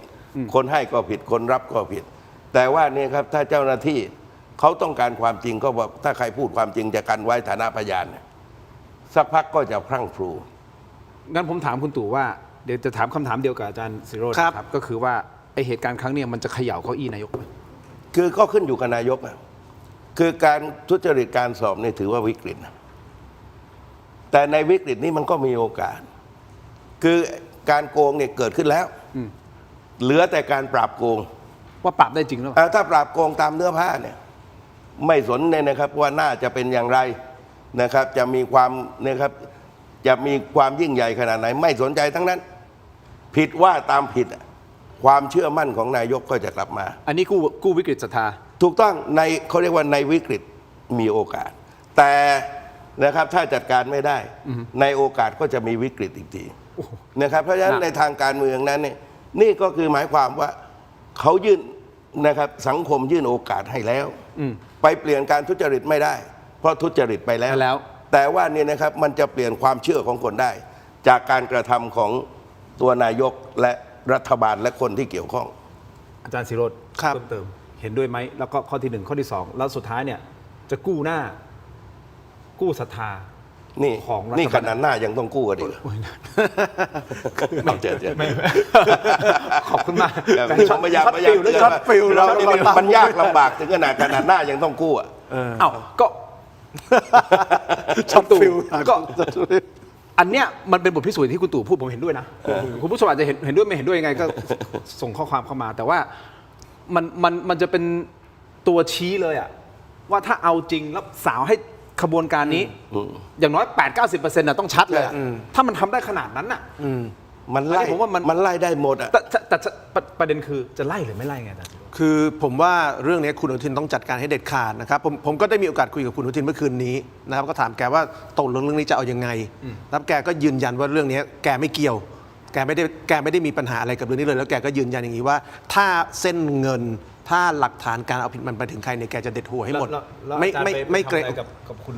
ผมก็ต้องมีเรื่องต้องคุยกับคนเยอะแยะอยู่แล้วคุณว่าแต่ละวันผมต้องคุยกับใครบ้างครับโอเคคือแต่ละวันผมมีอาชีพที่ต้องคุยกับใครบ้างครับการคุยกับคนมันคืองานของผมครับใช่ไหมครับไม่งั้นผมจะมีข้อมูลมาคุยให้คุณทินและคนอื่นฟังได้ยังไงฮะอาจารย์แต่นี่นายกนะมันไม่ใช่ว่าอยู่ดีๆมีใครเจอนายกได้ง่ายๆผมก็ต้องคุยอยากเจอนายกมานายกก็ยังไม่สะดวกมารายการผมเลยคือผมแต่ละตัวละครทางการเมืองแต่ละคนผมรู้จักก่อนเขามีตำแหน่งกันทั้งนั้นนี่ครับผมไม่รู้จักเขาในฐานะนายกนี่ครับเอาเป็นว่าท่านเอาจริงก็เท่าที่คุยเมื่อคืนนะครับแกบอกแกเอาจริงแล้วแกก็การันตีว่าเรื่องนี้ไปถึงใครแกเด็ดขาดแน่แล้วแกยืนยันว่าเรื่องนี้แกไม่รู้เห็นมันถ้าเกิดแปะพูดอย่างนี้นะครับจริงเท็จหรือเปล่าก็ต้อง พิสูจน์ด้วยการกระทำใช่ไหมครับแต่ผมคิดว่าวันนี้มันมี2เรื่องที่คุณอนุทินต้องพิสูจน์ว่าตัวเองจะเอาจริงนะครับเรื่องที่1นะครับเรื่องของการจัดการส่วนที่เกี่ยวข้องกับกรมการปกครองส่วนท้องถิ่นคือวันนี้ต้องยอมรับว่ากรมการปกครองส่วนท้องถิ่นมีปัญหาจริงนะเพราะเป็นคนที่ดูแลการสอบทั้งหมดอย่างต่ำเนี่ยอธิบดีคุณอนุทินจะจัดการยังไงและ2อย่าลืมว่าในส่วนของกรมการปกครองส่วนท้องถิ่นเนี่ยตอนที่นายกสั่งให้ยกเลิกผลการสอบมันมีคณะกรรมการที่บอกว่ากูไม่ยกเลิกผลการสอบนึกออกไหมครับคุณอนุทินจะจัดการคณะกรรมการส่วนนี้ยังไงเรื่องนี้คือสิ่งที่ต้องพิสูจน์2นะครับวันก่อนมันมีการออกหมายจับตัวละครที่เป็นนายกที่ควรการหลงนะครับนายกที่ควรการหลงเนี่ยตอนนี้ในแง่ทางการเนี่ยมันมีการไล่เส้นกันแล้วนะครับว่านายกควรการหลงเนี่ยไล่ไปถึงคนสำคัญของพรรคภูมิใจไทยบางคนนะครับอันนี้จะต้องเป็นสิ่งคุณอนุทินจะต้องจัดการให้ชัดว่ากรณีของนายกที่ควรการหลงซึ่งมีการออกหมายจับแล้วเนี่ยแล้วในแง่ข่าวมันเริ่มไล่ไปถึงคนของภูมิใจไทยบางคนเนี่ยคุณอนุทินจะจัดการให้เด็ดขาดยังไง2เรื่องนี้สำคัญถ้าทำ2เรื่องนี้ได้เนี่ยนะครับความรู้สึกว่าคุณอนุทินไม่เอาจริงจะเบาลงนะครับแต่3ที่สำคัญที่สุดก็คือเรื่องนี้จะต้องมีการเด็ดหัว last boss นะครับแล้วผมคิดว่าในแง่ของ last boss เนี่ยนะครับวันนี้ไม่ใช่เรื่องยากคือตอนนี้ผมคิดว่ามันมีข้อมูล2ส่วนนะครับข้อมูลส่วนที่1คือข้อมูลระดับเส้นเลือดฝอยของเรื่องเส้นเลือดฝอยของเรื่องตอนนี้เพียบเลยนะครับไอ้บ้านนนท์ก็เส้นเลือดฝอยใช่ไหมครับไอ้ 15,000 ชุดนี่ก็เส้นเลือดฝอยอีกแล้วการที่รัฐบาลหรือราชการไปไล่จับปลัดนะครับไปไล่ออกหมายจับไอ้นายกควรการหลงเนี่ยนี่ก็คือระดับเส้นเลือดฝอยอีกถ้าคุณเอาระดับเส้นเลือดฝอยมาสอบสวนให้หมดได้นะครับว่าเส้นเลือดฝอยโอนเงินให้ใครเนี่ยหลักฐานมันเพียบแล้วนะครับเส้นเงินมันจะเริ่มเห็นแล้วทีนี้ส่วนที่2ที่ต้องเอาให้ชัดคือส่วนยอดของเรื่องนี้มสวกับปกครองท้องถิ่นเนี่ยใครเป็นคนโกงเรื่องนี้ความจริงมันมีหนึ่งเดียวมันโกงเป็นพาร์ทเนอร์ไม่ได้ถ้าคนหนึ่งโกงอีกคนหนึ่งก็ต้องไม่โกงใช่ไหมส่วนนี้จะต้องเอาให้เด็ดขาดว่าตกลงในการโกงเกิดขึ้นที่ใครดิจิทัลซิกเนเจอร์ในแฟลชไดรฟ์ตกลงล่าสุดเนี่ยคือใครคนโกงข้อสอบคนเข้าไปแก้ไฟล์คนสุดท้ายคือใครถ้า2ส่วนเจอกันคือข้อมูลด้านบนกับข้อมูลด้านล่างเส้นเลือดฝอยเจอกันเรื่องนี้ต้องจบทันทีแล้วแต่ข้อที่3มันมีประเด็นนี้นะครับอันนี้ให้การบ้านรัฐบาลไว้เพิ่มนะครับว่าเรื่องเส้นเงินเนี่ยมีคนให้ข้อมูลอย่างนี้ว่าเส้นเงินเนี่ยอาจจะไปไม่ถึง last boss ได้หรือเปล่าเพราะมันอาจจะมีการนัดหมายกันให้เงินเป็นเงินสดในบางจุดซึ่งถ้าเป็นอย่างนั้นจริงเนี่ยครับการเอาเส้นเงินไปลากถึง last boss จะมีความยากลำบากมากขึ้นแต่นี่เป็นสิ่งที่ปปชนะครับปปปกรมCIB นะครับแล้วมหาดไทยจะต้องแสดงฝีมือแล้วว่าถ้าเส้นเงินมันเป็นการให้เงินสดซึ่งเขาว่ากันว่าให้กันแถวจังหวัดนนทบุรีบ้างจังหวัดศรีสะเกษบ้างอย่างเงี้ยนะครับจะลากเส้นเงินยังไงถ้ามันให้แค่เงินสดแล้วมันไปไม่ถึงบอสเอาอย่างนี้คุยกับท่านอนุทินแล้วท่านอนุทินทราบหรือเปล่าว่า last boss คือใครเขาได้พูดไหมผมไม่ได้ถามอาจารย์ศิโรจน์อาจารย์ศิโรจน์ไม่ได้ถามโอกาสเจอท่านนายกแล้วไม่ได้ผมไม่ได้เจอผมคุยแต่ไม่ได้เจอโอเคแต่ผมเนี่ยมีหน้าที่ต้องคุยกับคนจำนวนมากอยู่แล้วในแต่ละวันเอ้าผมก็ต้องคุยกับทุกคนในประเทศนี้ครับผมทำงานพวกนี้ผมจะไม่คุยแล้วพูดเรื่องเป็นตุเป็นตาได้ยังไงอันนี้คือโทรคุยใช่ไหมไม่ได้เจอไม่บอกแล้วหรือวิดีโอคงไม่ได้นั่งทางในคุย ไม่ได้วิดีโอคอลอย่างนี้ใช่ไหม อย่างนี้คุณผู้ชมครับเพิ่มเติมนิดนึงนะฮะอันนี้คืออัปเดตล่าสุดนะครับปลัดกระทรวงมหาดไทยนะครับมีกำหนดลงนามแต่งตั้งคณะกรรมการสอบสวนวินัยร้ายแรงนะครับข้าราชการส่งเสริม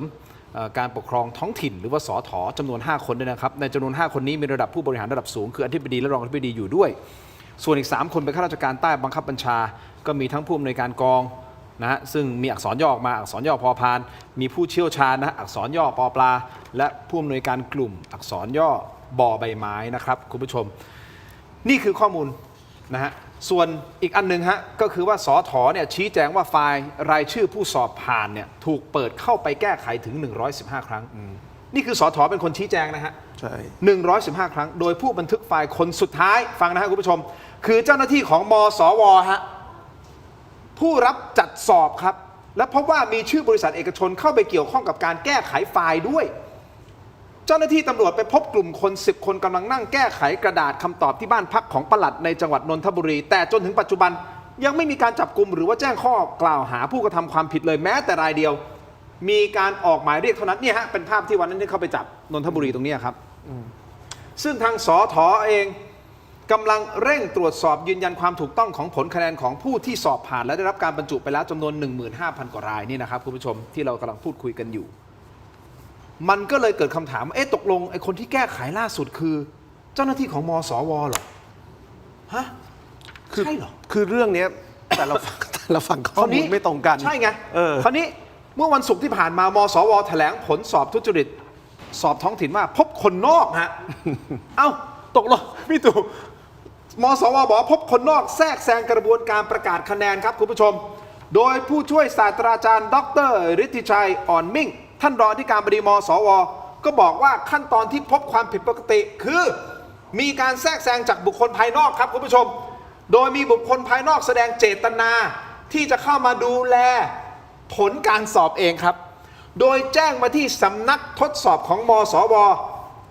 และมีความผิดปกติในขั้นตอนประกาศผลสอบภาคกอไก่ภาคขอไข่ภาคภาษาอังกฤษและภาคคอควาย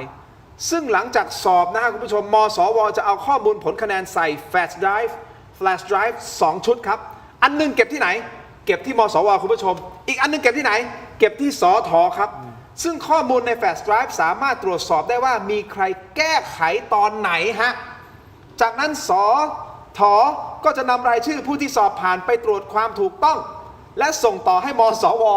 สแตมป์ตรายืนยันและสถ.ก็จะเอาไปประกาศผู้ที่สอบผ่านคุณผู้ชมส่วนสำหรับการสอบภาคคอควายซึ่งใช้วิธีส่งแฟลชไดรฟ์ไปอย่างสถ.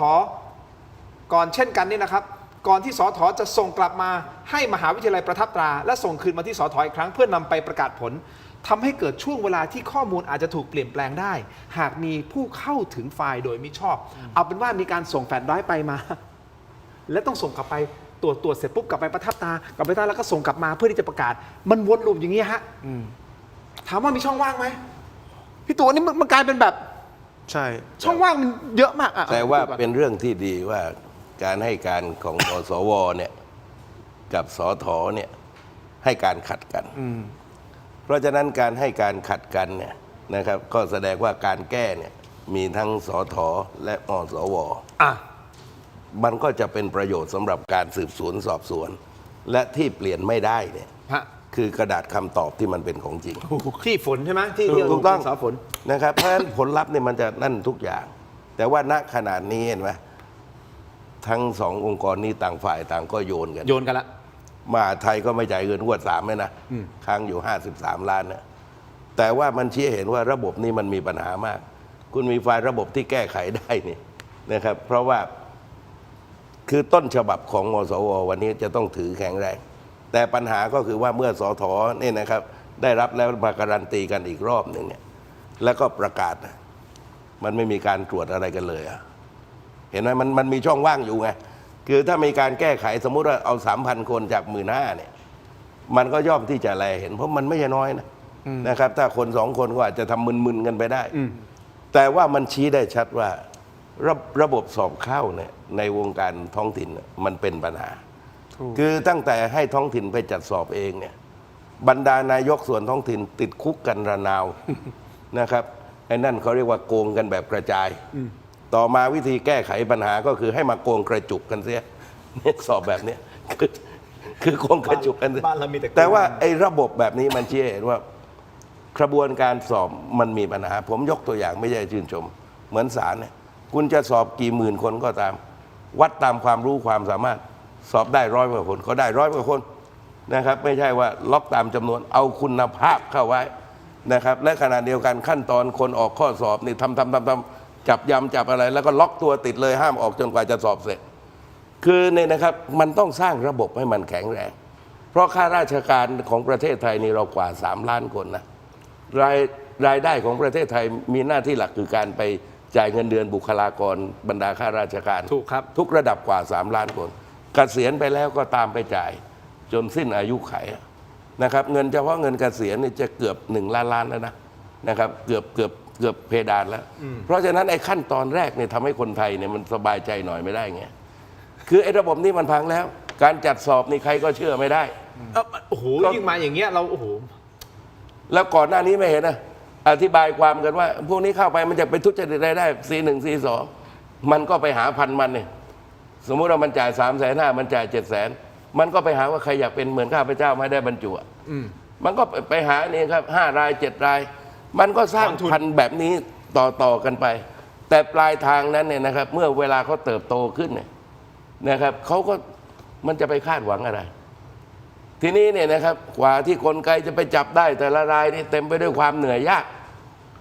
ผมว่านี่นะครับเรื่องนี้เป็นเรื่องที่ต้องยอมไม่ได้ ไม่ว่านามสกุลอะไร ความสัมพันธ์กับใคร นายกรัฐมนตรีต้องใช้มาตรการที่เด็ดขาดที่สุด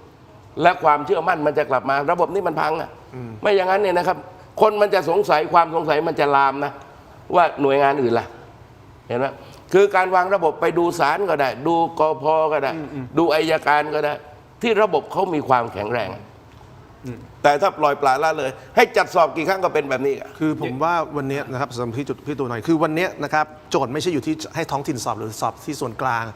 ผมว่าสอบที่ส่วนกลางเนี่ยโอเคแต่ว่าต้องสอบที่ส่วนกลางอย่างมีมาตรฐาน เช่นมีมาตรฐานเหมือนศาลเขาสอบกันมีมาตรฐานเหมือนกพ.เขาสอบกัน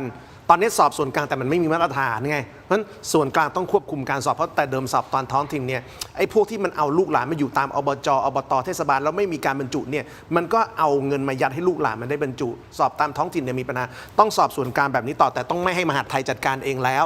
เพราะเห็นแล้วว่ามหาดไทยจัดการมีปัญหาต้องเอากพ.มาดูแลเลยแล้วสอบของกพ.เนี่ยโอเคอาจจะมีปัญหาบ้างแต่มันไม่ได้เยอะขนาดนี้คือเรามีกลไกการสอบที่มันการันตีได้นะครับสอบแบบกพ.ไปเลยเลิกให้มหาดไทยจัดการไม่อย่างนั้นมีผลประโยชน์ทับซ้อนแบบนี้ช่วงแรกๆที่มันเกิดเรื่องนะครับมันมีอักษรย่อพอพอพานจำได้ไหมที่ออกมาพอพอพานจำได้ไหมพี่ตู่ไปมาว่าเหมือนมีแอบย่องมาลาออกแล้วตอนนี้คือหายไปเลยเฮ้ยเรื่องใหญ่ขนาดนี้ปล่อยให้ลาออกแล้วก็ปล่อยเหมือนไม่รู้นะทำไมเขาถึงทำอย่างนั้นได้แล้วตอนนี้เขาอยู่ไหนยังไม่รู้เลยคนเนี้ยผมไม่รู้เขายังมีชีวิตอยู่หรือเปล่าด้วยซ้ำแต่เขาสำคัญกับเรื่องนี้มากเขาเป็นหนึ่งในเส้นเลือดฝอยที่เป็นจิ๊กซอว์ของการเอาผิดคนโกงไงครับนี่ไงฮะบอกเขาถามว่าเขาเป็นฟันเฟืองสำคัญมากเลยนะใช่มันเหมือนเป็นแบบว่าจะเป็นกุญแจปลดล็อกอะไรหลายอย่างต้องตั้งคำถามว่าการหายตัวของเขาเนี่ยมันมีคนใหญ่คนโตช่วยเขาหายตัวหรือเปล่าแล้วมีการอธิบายนะครับมีคนหนึ่งที่มีหน้าที่มาอธิบายว่าหนีออกนอกประเทศเดี๋ยวก็ตามไปจับตามไปเอาตัวมาได้นะครับยกกรณีแต่ใช้เวลาเป็นชาติคือผมก็ยังเห็นว่านี่ครับความจริงมันต้องล็อกตัวไว้ก่อนใช่เป็นบุคคลที่ต้องห้ามออกนอกประเทศและเป็นบุคคลที่ต้องเฝ้าระวังต้องส่งเจ้าหน้าที่ตำรวจประกบเลยหรือเป็นไปได้ไหมครับว่าคนนี้ถ้าสมมุติเกิดโดนล็อกตัวไว้จริงๆปรากฏว่าถ้าเขาเกิดพูดอะไรออกมาปุ๊บมันจะแบบใช่โยงใยบานไปถึงคนนู้นคนนี้คนนั้นซะมันเยอะแยะบานปลายเลยก็เลยเลือกที่จะว่าโอเคงั้นไปเลยคือเขาเป็นจิ๊กซอว์สำคัญที่สุดของเรื่องนี้ไงคือถ้าเป็นระดับเส้นเลือดฝอยเนี่ยเขาคือรากแก้วของเส้นเลือดฝอยก็คือเส้นระดับต้นแขนนะเพราะเขาเป็นคนเจ้าของบ้านแปลว่าเขาต้องเป็นคนรู้ว่าคนที่เอาข้อสอบมาให้เนี่ยมันคือใครคนโกงเนี่ยคือเขาเป็นตัวเชื่อมระหว่าง last boss กับเส้นเลือดฝอยไงเพราะฉะนั้นพิชิตเนี่ยสำคัญมากมันมีการพาพิชิตหนีออกไปหรือเปล่าเพื่อเป่าคดีไม่ให้ถึงไงวันนี้คือปัญหาเนี่ยถ้าพิชิตยังอยู่ในประเทศไทยเนี่ยมอบตัวเถอะเพราะว่ามิฉะนั้นพิชิตไม่รู้จะอยู่พิชิตได้หรือเปล่าเพราะว่าถ้ามันเกี่ยวข้องนะครับเป็นทำอย่างเป็นกระบวนการใหญ่โตและเขาเป็นจิ๊กซอว์สำคัญเนี่ยนะครับทุกเรื่องเนี่ย จับเขาได้คนเดียวจับได้ทั้งพวงเงี้ยส่วนยกตัวอย่าง จับได้ทั้งกระบวนการ เพราะฉะนั้นความปลอดภัยของพิชิตจะไม่มีละ ใช่ นะครับเพราะฉะนั้นวันนี้ไม่มีใครรู้ว่าพิชิตอยู่ที่ไหน ปัญหาก็คือว่าทางเนี่ยครับคือปปชก็พอคดีปปชเป็นเจ้าภาพหลักเนี่ยความล่าช้ามันเกิด แต่ว่าเรื่องนี้ปปชเองเนี่ยนะครับควรจะใช้ข้อมูลเบื้องต้นเนี่ยนะครับไปให้ตำรวจสอบสวนกลางชุดของบิ๊กเตานั่นแหละนะครับไปเอาตัวมาไว้ซะก่อน ใช่ นะครับคือการสามารถตั้งข้อกล่าวหาได้เลยนะครับส่วนว่านี่นะครับจะอยู่ในขั้นตอนการรายงานตัวการดูแลควบคุม หรือจะส่งฟ้องอย่างไรนะครับก็เป็นขั้นตอนแต่ว่าปล่อยในลักษณะอย่างนี้มันไม่ใช่ปล่อยเสือเข้าป่านะมันจะปล่อยเสือแล้วหายไปเลย ไม่รู้อยู่ที่ไหนในแผนที่โลก ใช่แล้วมันจะเป็นการหน้าตั้งคำถามว่าปล่อยเสือเพื่อไม่ให้มีการเป่าคดีหรือเปล่า เพราะตัวเชื่อมกับ last boss สำคัญคือพิชิตมันหายไปไงผมถึงบอกว่าวันนี้พิชิตยังอยู่หรือเปล่า หรือดูในอาคารแบบนี้คุมประเทศเลยนะ หรือเขาไปอยู่กับรากมะม่วงแล้วเขาไปนอนอยู่ใต้อ่าวไทยแล้วหรือเปล่าอะคือปล่อยคนนี้ออกไปได้ยังไง ทุกคนรู้ว่าคนนี้ปล่อยไม่ได้อะดังนั้นยิ่งมีการปล่อยให้พิชิตหายไปเนี่ยมันยิ่งแสดงให้เห็นว่า last boss เรื่องนี้มันใหญ่มากจนพิชิตต้องหายไปแล้วผมไม่คิดว่าพิชิตจะกลับมาโผล่ให้เราเห็นด้วย ผมไม่เชื่อด้วยเขาจะกลับมา เพราะถ้าเขามาเขาต้องเข้ากระบวนการเขาเข้ากระบวนการคนชิบหายกันหมด ถ้าจะปิดเรื่องนี้ไม่ให้ไปถึง last boss ต้องตัดตอนที่พิชิตให้มันจบแค่ระดับปลัดจังหวัดจิบจอยอะไรไประดับเส้นลักเส้นเลือดฝอยไปจบที่การมอบเงินที่จังหวัดนนทบุรีจังหวัดนู้นจังหวัดนี้ไปซึ่งถ้าเป็นแบบนี้ไม่ถึง last boss คือเกมเวลาคนที่เขาทำก่ออาชญากรก่ออาชญากรรมแบบนี้เนี่ยเรื่องการวางแผนหนีเนี่ยมันจะจัดเป็นระบบนะใช่ นะครับแต่ว่าในกรณีนี้เมื่อเขาเป็นจิ๊กซอว์สำคัญเนี่ยผมว่านี่นะครับทางเจ้าหน้าที่ที่ทำหน้าที่เนี่ยคือหลายคนที่มีชื่อแม้กระทั่งคนในคลิป แม้กระทั่งไอ้คนนอกคลิป แม้กระทั่งคนภาพที่ปรากฏทั้งหลายเนี่ยมันต้องเอาตัวมาแล้วผมว่าวันนี้นะพี่ตู่จริงๆที่ต้องมีคือใครสักคนต้องออกหมายจับในพิชิตแล้วเขาต้องเป็นบุคคลที่ออกหมายจับแล้วเจอที่ไหนเอามาให้เจ้าหน้าที่เลยวันนี้เราถามว่าเขาอยู่ไหนแต่ถามว่าเจ้าหน้าที่เนี่ยการออกหมายจับการตามตัวมีไหมเราไม่รู้ด้วยซ้ำก็ยังไม่มีตั้งข้อกล่าวหาที่คุณก็ต้องเร่งไงใช่ไหมไม่ใช่แบบรอให้มันหายตัวไปเรื่อยๆอ่ะคือเราสามคนที่คุยกันคุณผู้ชมแล้วแขกรับเชิญของผมทั้งสองท่านที่กำลังวิเคราะห์อยู่นะครับอันนี้ผมเป็นสรุปง่ายๆเนาะเอาแบบง่ายๆเลยคือว่าไอ้ครั้งเนี้ยถามว่ามันมีการโกงข้อสอบหรือเปล่ามันมีการโกงข้อสอบเพราะว่ามันมีหลักฐานชัดเจนที่ตำรวจไปบุกจับว่ามันมีการแ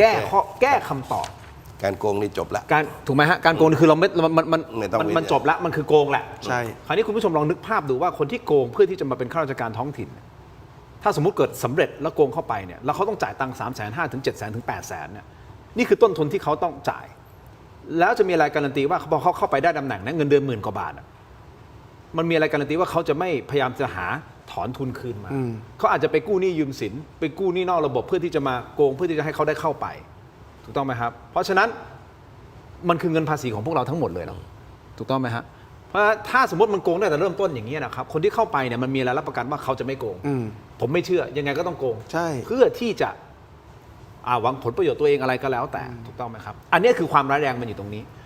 คราวนี้คนเนี้ยพิชิตเนี่ยเขาบ้านน่ะที่มีการแก้โกงข้อสอบเนี่ยมันคือภายใต้เขาภายใต้การดูแลของเขาซึ่งผมถามคุณผู้ชมอ่ะเหมือนบ้านผมเปิดให้มาเข้ามาทำกระบวนการเนี่ยเจ้าของบ้านจะไม่รู้เหรอถูกต้องไหมฮะเพราะฉะนั้นถามว่าเขาสำคัญไหมเราถึงพยายามจะถามอยู่นี่ไงว่าไอ้คนที่สำคัญที่สุดเนี่ยเป็นหนึ่งในตัวการสำคัญที่สุดเนี่ยหายไปไหนใช่แล้วไปลาออกแล้วหายไปเลยหายไปเลยซึ่งไปไหนเราไม่รู้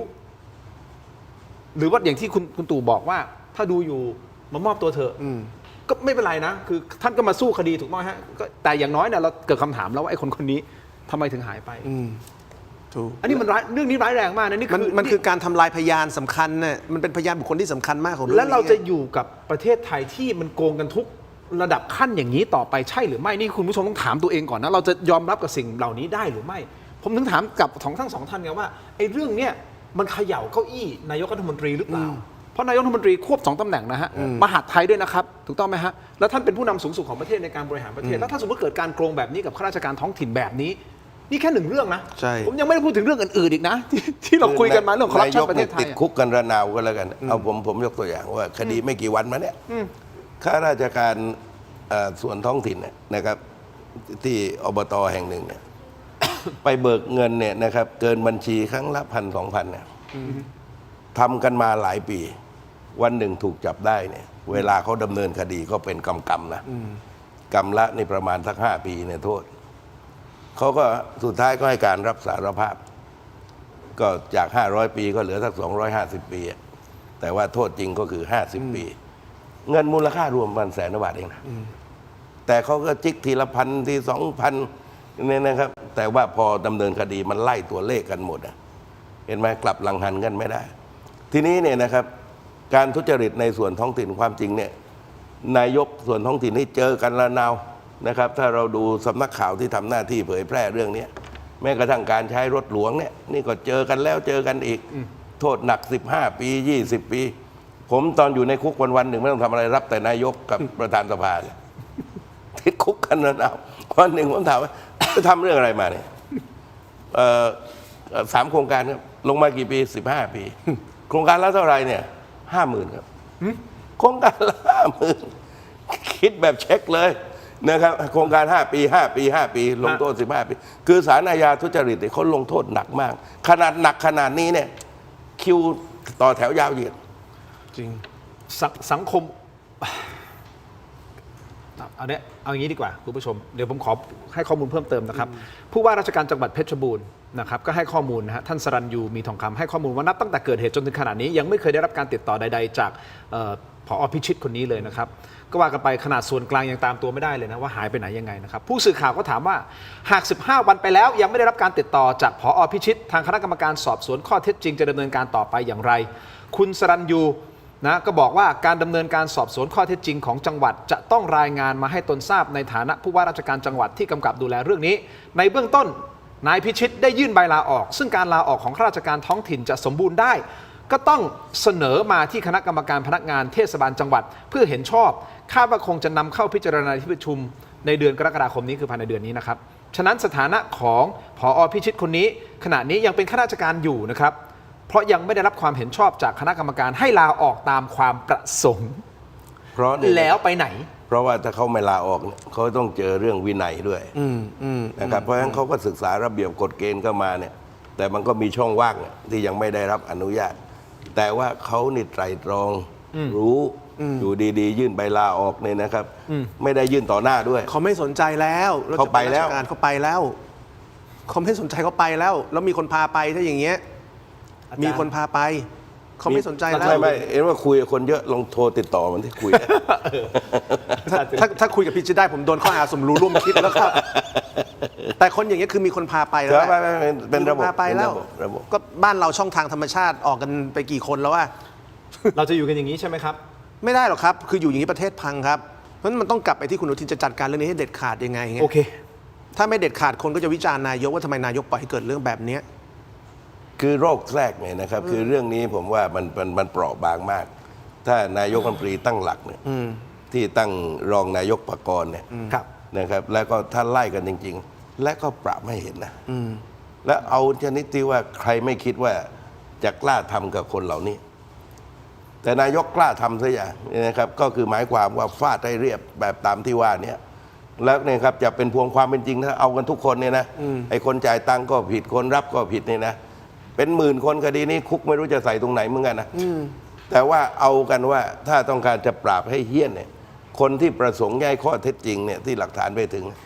ก็กันไว้สถานะพยานเสียใช่ความจริงจะได้พรั่งพรูและจะได้ปรากฏแล้วเรื่องนี้เนี่ยนะครับมันต้องขยายไปส่วนอื่นๆนายกต้องประกาศว่ามีหน่วยงานไหนอีกนะครับถ้ามีการซื้อกันนะครับมีการจ่ายเงินลักษณะอย่างนี้ให้ร้องกันมาจะกวาดให้เฮี้ยนแบบมหาดไทยเนี่ยถูกคุณผู้ชมมีคุณผู้ชมท่านหนึ่งเขียนมาว่าบอกว่านั่นดิคุณทินคุณตู่คุณศิโรจน์เราจะทำยังไงในฐานะสื่อสิ่งที่เราทำคืออะไรฮะเรานำเสนอเราพยายามนำเสนอนักวิชาการสิ่งที่ทำได้คืออะไรก็พยายามที่จะบอกเฮ้ยนี่ไงมันเป็นอย่างนี้1 2 3 4คุณจะต้องงี้ใช่ไหมแล้วก็ให้ความคิดเห็นนั่นคือสิ่งที่เราทำได้ถูกต้องเท่านั้นเราทำมากกว่านี้เราจะไปจับเองก็ไม่ได้เราจะไปจับเองได้ยังไงไปปราบเองก็ไม่ได้คนมีหน้าที่ปราบก็คือปราบจับก็คือหน้าที่จับที่เราทำเนี่ยคือเรากำกับวิธีของอำนาจรัฐให้ประชาชนเขาคิดอย่างนี้สื่อคิดอย่างนี้นายกต้องทำรัฐบาลต้องทำข้าราชการต้องทำมันคือการกำกับวิธีของประเทศด้วยการพูดของเราไงและเราก็พยายามจะสะท้อนออกมานี่คือสถานการณ์ที่มันเกิดขึ้น คุณผู้ชมเองในฐานะประชาชนเป็นเจ้าของประเทศเนี่ยก็จะได้รับทราบว่าเฮ้ยมันมีเรื่องแบบนี้เกิดขึ้นนะ ใช่ ถูกต้องไหมฮะ ใช่ เพราะฉะนั้นเราจะรับสิ่งเหล่านี้ไม่ได้นะเพราะว่าไม่งั้นมันก็กัดก่อนประเทศไปเรื่อยๆประเทศจะพังไม่พังแหล่แล้ว ใช่ อยู่ยังไงครับ ใช่ ในอนาคตถูกต้องไหมครับนั่นคือหน้าที่ของเราในการทำส่วนหน้าที่อีกอันหนึงของอาจารย์ศิโรจน์อาจารย์ศิโรจน์ต้องมีหน้าที่ไปต่อใช่ไหมครับใช่ไหมฮะถึงเวลายังครับโอเคนะ ได้ครับ อาจารย์ต้องมูฟแล้วใช่ไหม ครับผม ไม่เป็นไรผมเข้าใจครับเข้าใจ ครับ ไม่ ผม มีปัญหาโอ ครั เค บ เนาะเราขออนุญาตมอบของให้อาจารย์ ได้เลยครับขอบคุณมากครับ เดี๋ยวพี่ตู่อยู่กับผมแป๊บหนึ่งเพราะผมมีประเด็นแม่อยากจะพูดถึงเรื่องของคุณพาวุฒิเหลือเกินออกมา นั่นน่ะสิครับ เดี๋ยวมารอบหน้าเดี๋ยวมารอบหน้า ครับ มาแก้มือรอบหน้า ขออนุญาตนะฮะ ครับผม คุณผู้ชมครับ เดี๋ยววันนี้ให้อยู่กับพี่ตู่ไปก่อนเพราะแกมีเรื่องอยากพูดเยอะหน้าตาแกยิ้มอยู่แล้วเนี่ย ไมบาซิน ขอบคุณมากครับ อุ้ยอโนสดนะครับแล้วก็ เย้ แอปซิวโนนะครับ ขอบคุณมากครับ อาจารย์ครับ ขอบคุณครับ ส่งอาจารย์ก่อน ได้เลยครับขอบคุณมากครับ ขอบคุณมากครับ ขอบคุณครับ สวัสดีครับ สวัสดีครับ สวัสดีครับ สวัสดีครับสวัสดีครับ สวัสดีครับ อาจารย์ศิโรจน์พอดีมีธุระต่อครับไปโอเคจัดการกันต่อไป ฝากใส่ให้หน่อย ครับ อย่างที่ผมพูดไปแล้วครับว่าเราทำอะไรได้บ้างเราก็ต้องแนะนำสื่อก็ต้องพูด ถูก ให้ได้มากที่สุด มันสะท้อนให้คุณผู้ชมได้เห็น คือสื่อกับภาคประชาชนเนี่ยคือการนำเสนอไปยังผู้มีอำนาจ ถูกครับ ที่มีหน้าที่เราเนี่ยทำหน้าที่ได้เพียงแค่หน้าที่พลเมืองในการปกป้องรักษาผลประโยชน์ของชาติ หรือเนี่ยนะครับเรียกร้องให้คนมีหน้าที่เนี่ยทำสิ่งผิดให้กลายเป็นสิ่งถูก หน้าที่เราอยู่เท่าเนี้ยเราเกินมากกว่านี้นะครับ เราก็ผิดกฎหมายให้เราได้ทำได้แค่เนี้ยแต่คนที่มีอำนาจมีหน้าที่เขาต้องไปจัดการกันต่อ เราก็คือเหมือนกระจกสะท้อนนะครับ สื่อและประชาชนเนี่ยจะต้องมีหน้าที่บริบทอันเนี้ยนะครับ ไม่ใช่หมายความว่าเวลานั่งพูด เอาทำไมไม่ทำเอง เหมือนสมัยก่อนตอนผิดตอนทำเรียกร้องให้ไปพูดในสภา บอกไปพูดได้ไง ไม่ได้เป็นสสทำไมไม่มาพูดที่สภา บอกเข้าไปถูกตำรวจสภาจับสิวะฉันใดฉันนั้นก็เหมือนกันก็คือว่าคนต้องตั้งหลัก ณวันนี้เนี่ยครับเพียงแค่ประชาชนทำหน้าที่เป็นพลเมืองที่ดี ในการนี้นะครับปกป้องผลประโยชน์ของชาติบ้านเมือง สื่อมวลชนก็ทำหน้าที่ในการสะท้อนในการรักษาผลประโยชน์ของชาตินะครับ ที่เหลือก็หน้าที่คนอื่นๆนะครับไม่ใช่ว่าคนคนเดียวจะต้องทำทุกหน้าที่กันเสียเมื่อไหร่ ก็ในกรณีของการโกงสอบครั้งนี้นะครับคุณผู้ชมครับคือยังศาลยังไม่ได้ตัดสินถูกต้องไหมครับเพราะฉะนั้นทุกคนยังเป็นผู้บริสุทธิ์อยู่ ครับ ที่เราตั้งข้อสังเกตว่าแล้วไอ้แบบเนี้ยขั้นตอนในการที่จะหาคนรับผิดชอบ แล้วเข้าสู่กระบวนการยุติธรรมเนี่ยมันทำไมยังไม่เริ่ม หรือเริ่มแล้ว หรือมันยังไม่เข้ามาสู่แบบการพิจารณาอะไร คือเขามีการให้เหตุผลกันว่าคดีนี้เนี่ยปปชเนี่ยเป็นหลัก ทีนี้ถ้าฟังในส่วนปปชเนี่ยเขาขอใช้เวลา3 เดือน 6 เดือน ทีนี้เวลามันไม่สอดคล้องกับสถานการณ์ คือผมเนี่ยนะครับอยากให้ทางรัฐบาลเองปปชตำรวจสอบสวนกลาง ส่วนไหนที่เป็นคดีลักษณะอดีตปลัดภูเก็ตไอ้นี่ต้องเอาตัวมาเข้าสู่กระบวนการเสียก่อน ตัวอย่างที่เรายกชื่อเนี่ยครับต่างๆที่มีชื่ออยู่แล้วเนี่ยต้องเอาส่วนนี้ก่อนนะครับและส่วนอื่นขยายได้ต้องเอาตัวกันมาเสียก่อน ไม่ใช่ว่าไปรอ3 เดือน 6 เดือนเขาไปถึงไหนแล้วนะครับเพราะว่าเมื่อปปชเป็นเจ้าภาพเนี่ย ฮะ นะครับเพราะว่ามีข้าราชการเข้าไปเกี่ยวข้องนะครับถ้าเป็นข้าราชการก็157ที่เหลือก็เป็นผู้สนับสนุน149แต่นี่นะครับเวลามันไม่สอดคล้องกับความเสียหายผมยกตัวอย่างว่าเอาสมมุติว่าวันนี้เอาใน 15,000ในปรากฏจับได้ 3,000ว่ามีการทุจริตแน่นอน แล้วก็จะเลื่อนลำดับเลื่อนเขาก็ยังสงสัยอยู่ เพราะมีการจ่ายเงินเกินมาอีก 6,000นะครับที่ยังไม่ได้ไม่ใช่ว่าลำดับถัดไปในมาจอเนี่ยไม่ได้แก้ไขปัญหาเลย เพียงแค่ทำทุกอย่างให้ตรงไปตรงมาเนี่ยและผมก็เชื่อว่าในจำนวน 9,000 คนที่ว่านี้ 3,000 คนตั้งต้นอย่างไรก็คลายความลับนะครับทุกคนรักตัวกลัวตายทั้งนั้นและไอ้พวกที่มาจ่ายเงินเนี่ยไม่ได้ร่ำรวยมั่งมีสีสุขอะไรนะผมก็เชื่อว่าพวกนี้ต้องไปกู้ยืมมา ฮะ นะครับต้องเอาที่ไปจำนองเอาที่ไปจำนำแล้วก็วางแผนจะไถ่คืนนะครับคนที่มีสถานะมีเงินไม่มีใครบ้าไปจ่ายเงินขนาดนี้หรอกแต่ว่าความที่อยากเป็นข้าราชการ ก็คิดถึงวิธีการถอนทุนตั้งแต่ประตูบานแรกแล้วเห็นไหมทีนี้พอกลไกมันเอื้อคือคนเนี่ยถ้าดีมันก็ต้องดีตั้งแต่วันแรกนะไอ้ประเภทชั่ววันแรกแล้วไปดีวันสุดท้ายนี่ มีไหม หายากนะครับก็มีองคุลิมานสมัยพุทธกาลอยู่แต่ว่าข้าราชการถ้าเริ่มต้นเนี่ยว่ามันซื้อเข้าแล้วเนี่ยระหว่างทางมันได้โอกาสเงินถอนหมด เพราะฉะนั้นคุณตู่บอกว่าชั่ววันแรกไปดีวันสุดท้ายไม่ ไม่มี แต่ดีวันแรกไปชั่ววันสุดท้ายมีไหม ก็อาจจะมีเรียกว่าไ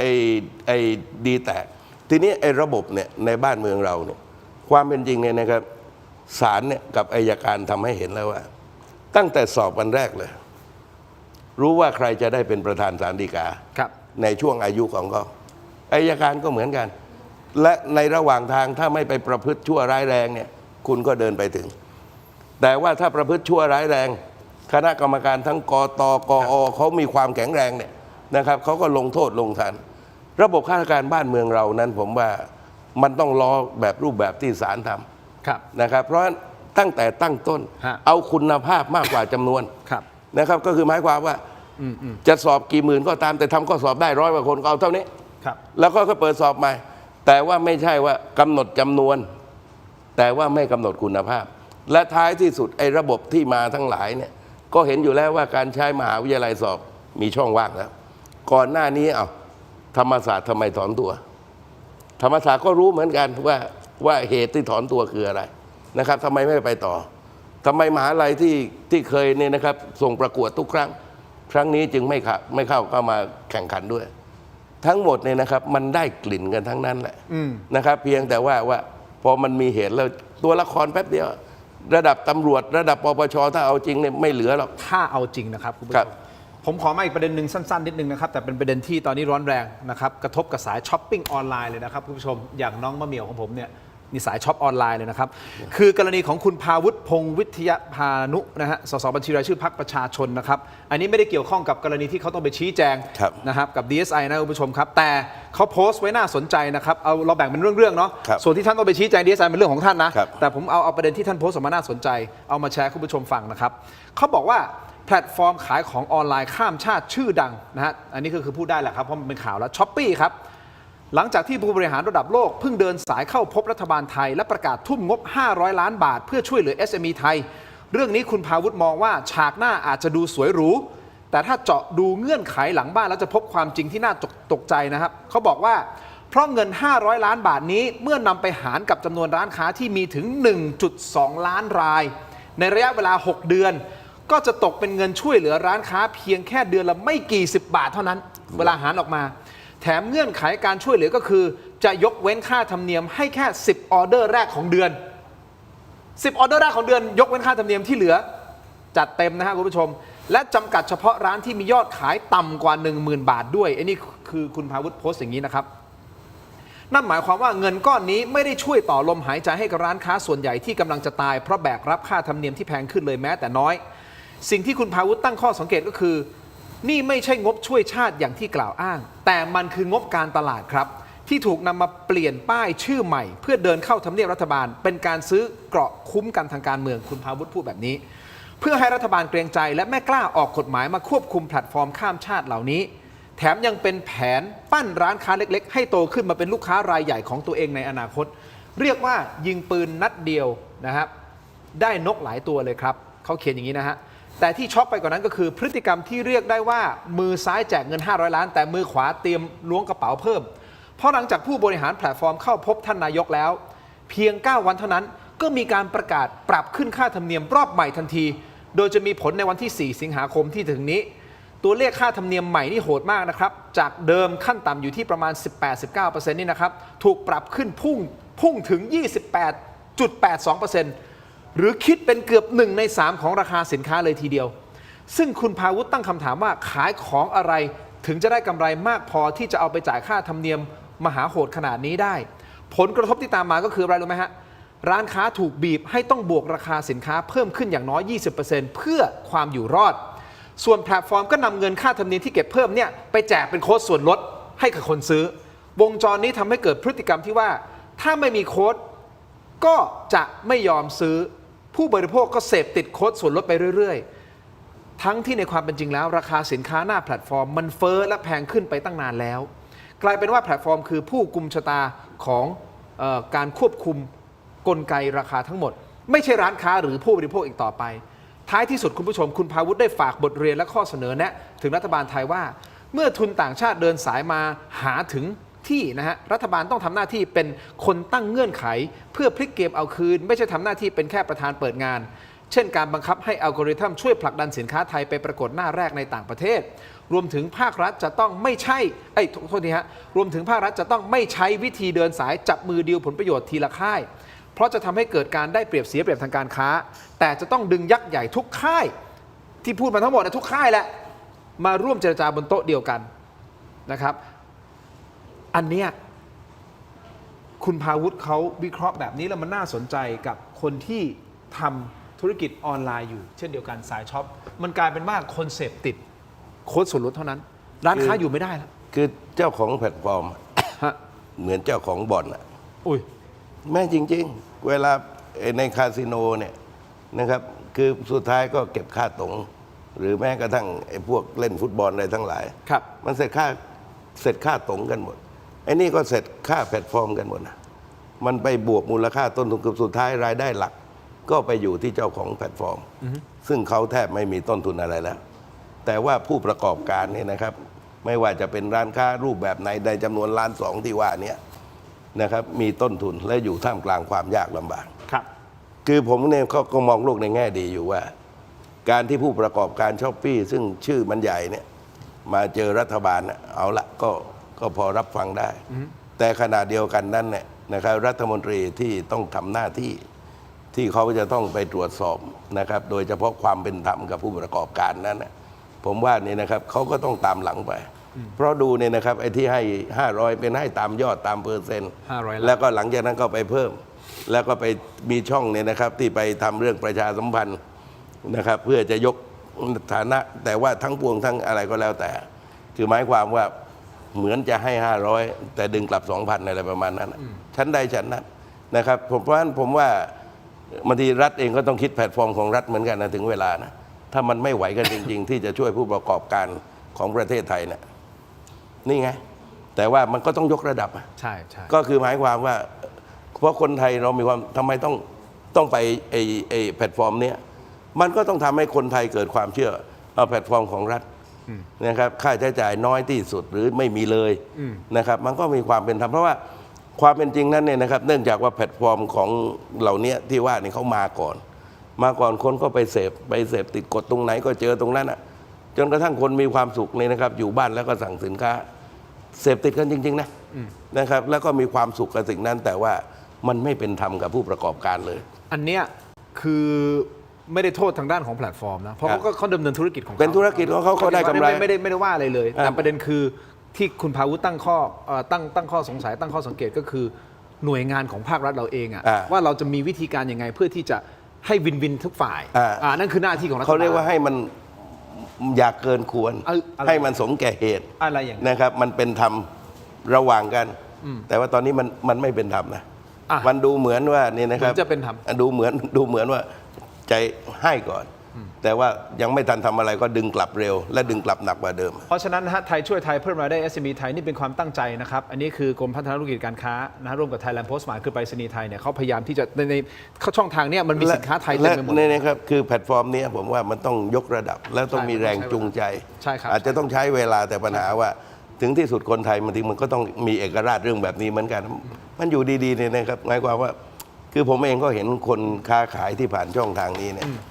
นะครับคือปรากฏว่าตัวเองเนี่ยได้รับผลน้อยกว่าเจ้าของแพลตฟอร์มและพอมันเกิดกรณีนี้ดูเหมือนว่าเขามีความเมตตาให้แล้วแต่ความจริงมันเร็วไปเอางี้ถ้าไปถามผู้ประกอบการที่ขายของในออนไลน์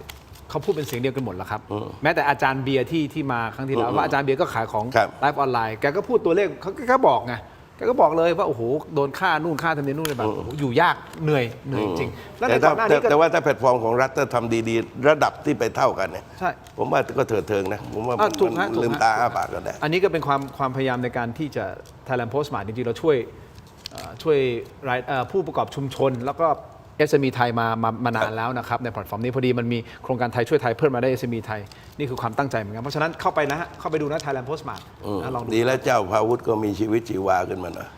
ก็แต่เรื่องที่เขาต้องไปชี้แจงดีไซน์เขาก็ต้องว่ากันไปนะ ก็ยังจะต้องเหนื่อยอยู่ เขาต้องว่ากันไปนะไอ้ตรงนั้นว่ากันไปนะคุณผู้ชมครับผมขออนุญาตนิดนึงนะฮะไหนๆก็ไหนๆละขายของต่อ นี่คือเม็ดอมซิงค์พลัสครับผลิตภัณฑ์ไมบาซินจากเกรเตอร์ฟาร์มานะครับมี3 สูตรที่มีคุณประโยชน์จากวิตามินหลากหลายชนิดนะครับเม็ดอมซิงค์พลัสวิตามินซีและโคคิวเทนกลิ่นองุ่นมะนาวเม็ดอมซิงค์พลัสลูทีและบิวเบอรี่กลิ่นแบล็คเคอร์เรนต์เม็ดอมซิงค์พลัสเบต้ากลูแคนกลิ่นสตรอเบอรี่นะครับซึ่งมีส่วนช่วยในการทำหน้าที่ของระบบภูมิคุ้มกันและกระบวนการต่อต้านอนุมูลอิสระนะครับถ้าเจ็บคอไอหรืออยากเสริมภูมิคุ้มกันนะครับเลือกไมบาซินจากเกรเตอร์ฟาร์มาหาซื้อได้ที่ร้านสะดวกซื้อซุปเปอร์มาร์เก็ตและร้านขายยาทั่วประเทศไมบาซินจากเกรเตอร์ฟาร์มาก้าวสู่60 ปีอย่างมั่นคงและยั่งยืนนะครับขอบคุณไมบาซินนะฮะที่อยู่เคียงข้างถกไม่เถียงนะครับขอบคุณมากๆเลยนะครับต่อกันที่อ้วยอันโอสถนะครับคุณผู้ชมครับนี่คือยาดมสมุนไพรตามังกรทองนะครับมอบให้คุณตู่นะครับแต่คุณผู้ชมขอแนะนำยาน้ำแก้ร้อนในเขากุยจากอ้วยอันโอสถเช่นเดียวกันนะครับบรรเทาไข้ตัวร้อนทานได้ทั้งเด็กและผู้ใหญ่นะครับมีจำหน่ายตามร้านขายยาทั่วประเทศอ่านคำเตือนในฉลากและเอกสารกำกับผลิตภัณฑ์ก่อนใช้นะครับนี่คือยาน้ำแก้ร้อนในเขากุยจากอ้วยอันโอสถนะครับขอบคุณอ้วยอันโอสถที่อยู่เคียงข้างถกไม่เถียงนะครับขอบคุณมากๆเลยนะครับอ้วยอันโอสถนะฮะเราต้องสู้กันต่อไปคุณผู้ชมต่อกันที่น้ำปลาแท้ตราทิพรสนะครับน้ำปลาที่ทุกบ้านทุกร้านต้องมีครับกลิ่นหอมและรสชาติกลมกล่อมนะครับจะเหยาะจิ้มหรือปรุงรสแกงผัดทอดนะครับได้หลากหลายเมนูเข้าถึงรสชาติอาหารไทยที่คุ้นเคยด้วยกระบวนการผลิตที่มีคุณภาพได้มาตรฐานส่งออกไปจำหน่ายทั่วโลกนะครับน้ำปลาแท้ตราทิพรสหาซื้อได้ง่ายตามห้างสรรพสินค้าชั้นนำร้านสะดวกซื้อและร้านค้าทั่วไปนะครับนอกจากนี้ยังสามารถสั่งซื้อช่องทางออนไลน์ได้ด้วยนะครับที่ Shopee Lazada Tops Online และ Macro Pro นะครับมีจำหน่ายทั้งแบบขวดเดียวแบบแพ็คและยกลังนะครับแค่มีทิพรสก็อร่อยครบรสนะครับขอบคุณมากๆนะครับทิพรสที่อยู่เคียงข้างไม่เถียงนะครับ คุณผู้ชมครับสำหรับใครที่เขาเรียกว่าอะไรนะทาสแมวปะทาสแมวนะครับการเลือกอาหารแมวสักมื้อมันไม่ใช่เรื่องง่ายๆคุณผู้ชมครับวันนี้ขอแนะนำอาหารแมวเมียวเมียวเมียวเมียวถูกปะออกเสียงถูกไหมเมียวเมียวเมียวเมียวอีกหนึ่งตัวช่วยครับสำหรับคนรักแมวเมียวเมียวอร่อยมีประโยชน์นะฮะสารอาหารครบถ้วนนะครับและสมดุลถูกใจเหมียวนะครับให้ทุกมื้อของน้องแมวเป็นมื้อแห่งความสุขที่คุณมั่นใจได้หาซื้อได้ที่ร้านเพชรช็อปและห้างสรรพสินค้าทั่วไปนะครับนี่คืออาหารแมวเหมียวเหมียวครับขอบคุณมากๆครับถ้าเป็นภาษาอังกฤษต้องเมียวเมียวเมียวเมียวภาษาอังกฤษเขาเอา MEOW นะครับมันปัญหาว่าพูดกับแมวชาติไหน ใช่เหมียวเหมียวครับขอบคุณมากๆเลยนะครับเหมียวเหมียวที่อยู่เคียงข้างถกไม่เถียงนะครับต่อกันที่เพราะห้องน้ำที่ดีนะครับสะท้อนภาพลักษณ์และรสนิยมที่ดีนะครับแอปซิโรโนผลิตภัณฑ์ดับกลิ่นโถปัสสาวะชายนะครับที่จะเปลี่ยนห้องน้ำของคุณให้หอมสะอาดมีระดับครับเหมาะอย่างยิ่งสำหรับโรงแรมร้านอาหารและทุกครัวเรือนนะครับมีให้เลือกใช้งานทั้งแบบแผ่นชีตแบบก้อนและแบบแขวนสำหรับสุภาพสตรีนะครับคุณผู้ชมครับสร้างความประทับใจด้วยความสะอาดนะครับและกลิ่นหอมเลือกกลิ่นที่ดีกว่าให้กับห้องน้ำนะครับด้วยแอป Sireno หาซื้อได้แล้ววันนี้ที่ Shopee Lazada TikTok และ thailandpostmart.com thailandpostmart.com นะครับชื่อร้าน Thai Detergent Shop นะครับขอบคุณมากๆนะครับแอป Sireno นะครับมอบให้กับพี่ตู่นะครับ ครับขอบคุณครับเรียบร้อยนะครับขอนำเสนออีกครั้งหนึ่งนะครับใครกำลังมองหาสินค้าดีๆจากผู้ประกอบการไทยโดยตรงเลยนะครับพลาดไม่ได้จริงๆครับคุณผู้ชมครับนี่คือโครงการไทยช่วยไทยเพิ่มมาได้ SME ไทยจัดแคมเปญพิเศษลดแรงนะครับ 50% สูงสุดถึง 3,000 บาทเลยนะครับเมื่อช็อปสินค้าจากร้านค้าที่เข้าร่วมโครงการผ่าน Thailand Postmart นะครับพูดง่ายๆก็คือว่าซื้อสินค้ามูลค่า 6,000 บาทจ่ายเพียง 3,000 บาทฮะครึ่งหนึ่งไปเลยนะฮะคุณผู้ชมคุ้มขนาดนี้ต้องรีบแล้วนะครับแคมเปญมีวันนี้จนถึงวันที่ 7 กรกฎาคมนะคือวันพรุ่งนี้ครับวันนี้กับวันพรุ่งนี้นะครับ2 วันสุดท้ายอย่ารอช้านะครับรีบเข้าไปช็อปรีบใช้สิทธิ์นะครับก่อนหมดเวลาและร่วมสนับสนุน SME ไทยไปด้วยกันนะครับที่ thailandpostmart.com Thailand Postmart นะครับสแกน QR Code หน้าจอได้เลยนะครับช็อปเลยฮะช็อปเลยครับ Thailand Postmart นะครับคุณผู้ชมและที่ผมแนะนำสินค้าตอนนี้ขึ้นคอมเมนต์ใช่ไหมพินคอมเมนต์ไว้ป่ะช็อปสินค้าชนอโรมาทิกฟินนะฮะกดเข้ามาเลยนะครับ Thailand Postmart นะครับเครื่องหอมชนอโรมาทิกนะครับคุณผู้ชมเอาละมาถึงวันนี้มาถึงตอนนี้ก็คุณผู้ชมครับเราคงต้องติดตามสถานการณ์การเมืองไทยอย่างต่อไปแล้วก็เป็นความท้าทายของรัฐบาลที่ต้องกอบกู้วิกฤตศรัทธานะที่สังคมก็ตั้งข้อสงสัยในหลายๆประเด็นหลายๆเรื่องนะครับว่าจะจัดการอย่างไรโดยเฉพาะเรื่องของการโกงข้อสอบถ้าจัดการได้อย่างชัดเจนนะครับไม่เว้นถูกต้องไหมครับอันเนี้ยกู้วิกฤตศรัทธาแล้วผมจะพูดอวยชมรัฐบาล3 วัน 3 คืนแน่นอนครับเพราะว่าในวิกฤตมีโอกาสนะครับก็ใช้โอกาสในวิกฤตให้เป็นอย่าไปทำให้โอกาสเป็นวิกฤต ครับ นะครับเพราะฉะนั้นสถานการณ์เนี่ยมันก็จะสร้าง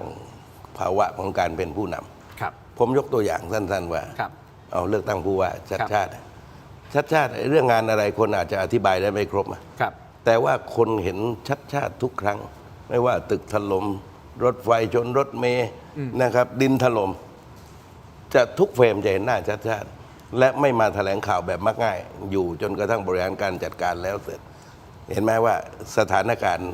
เวลาเขาจะสร้างคนทั้งที่จริงแล้วเนี่ยมันมีวิกฤตก่อนนะตึกถล่มมันก็เป็นวิกฤตนะครับ หรือว่าดินถล่มก็เป็นวิกฤตชั้นใดชั้นนั้น ครับ นะครับว่าประชาชนเขามองในสถานการณ์ที่เป็นวิกฤต ครับ จะเป็นนะครับตัวที่พิสูจน์ของคำว่าผู้นำ ครับผมวันนี้ขอบคุณคุณตู่มากๆเลยนะครับที่มาร่วมรายการนะครับขอบคุณมาก ครับสวัสดีครับสวัสดีครับ ขอบคุณคุณผู้ชมทุกท่านที่ติดตามแล้วส่งข้อความกันเข้ามาด้วยนะครับขอบคุณมากครับเรามาช่วยทำให้ประเทศชาติเราแข็งแรงกันครับ ครับ ลาไปก่อนครับสวัสดีครับ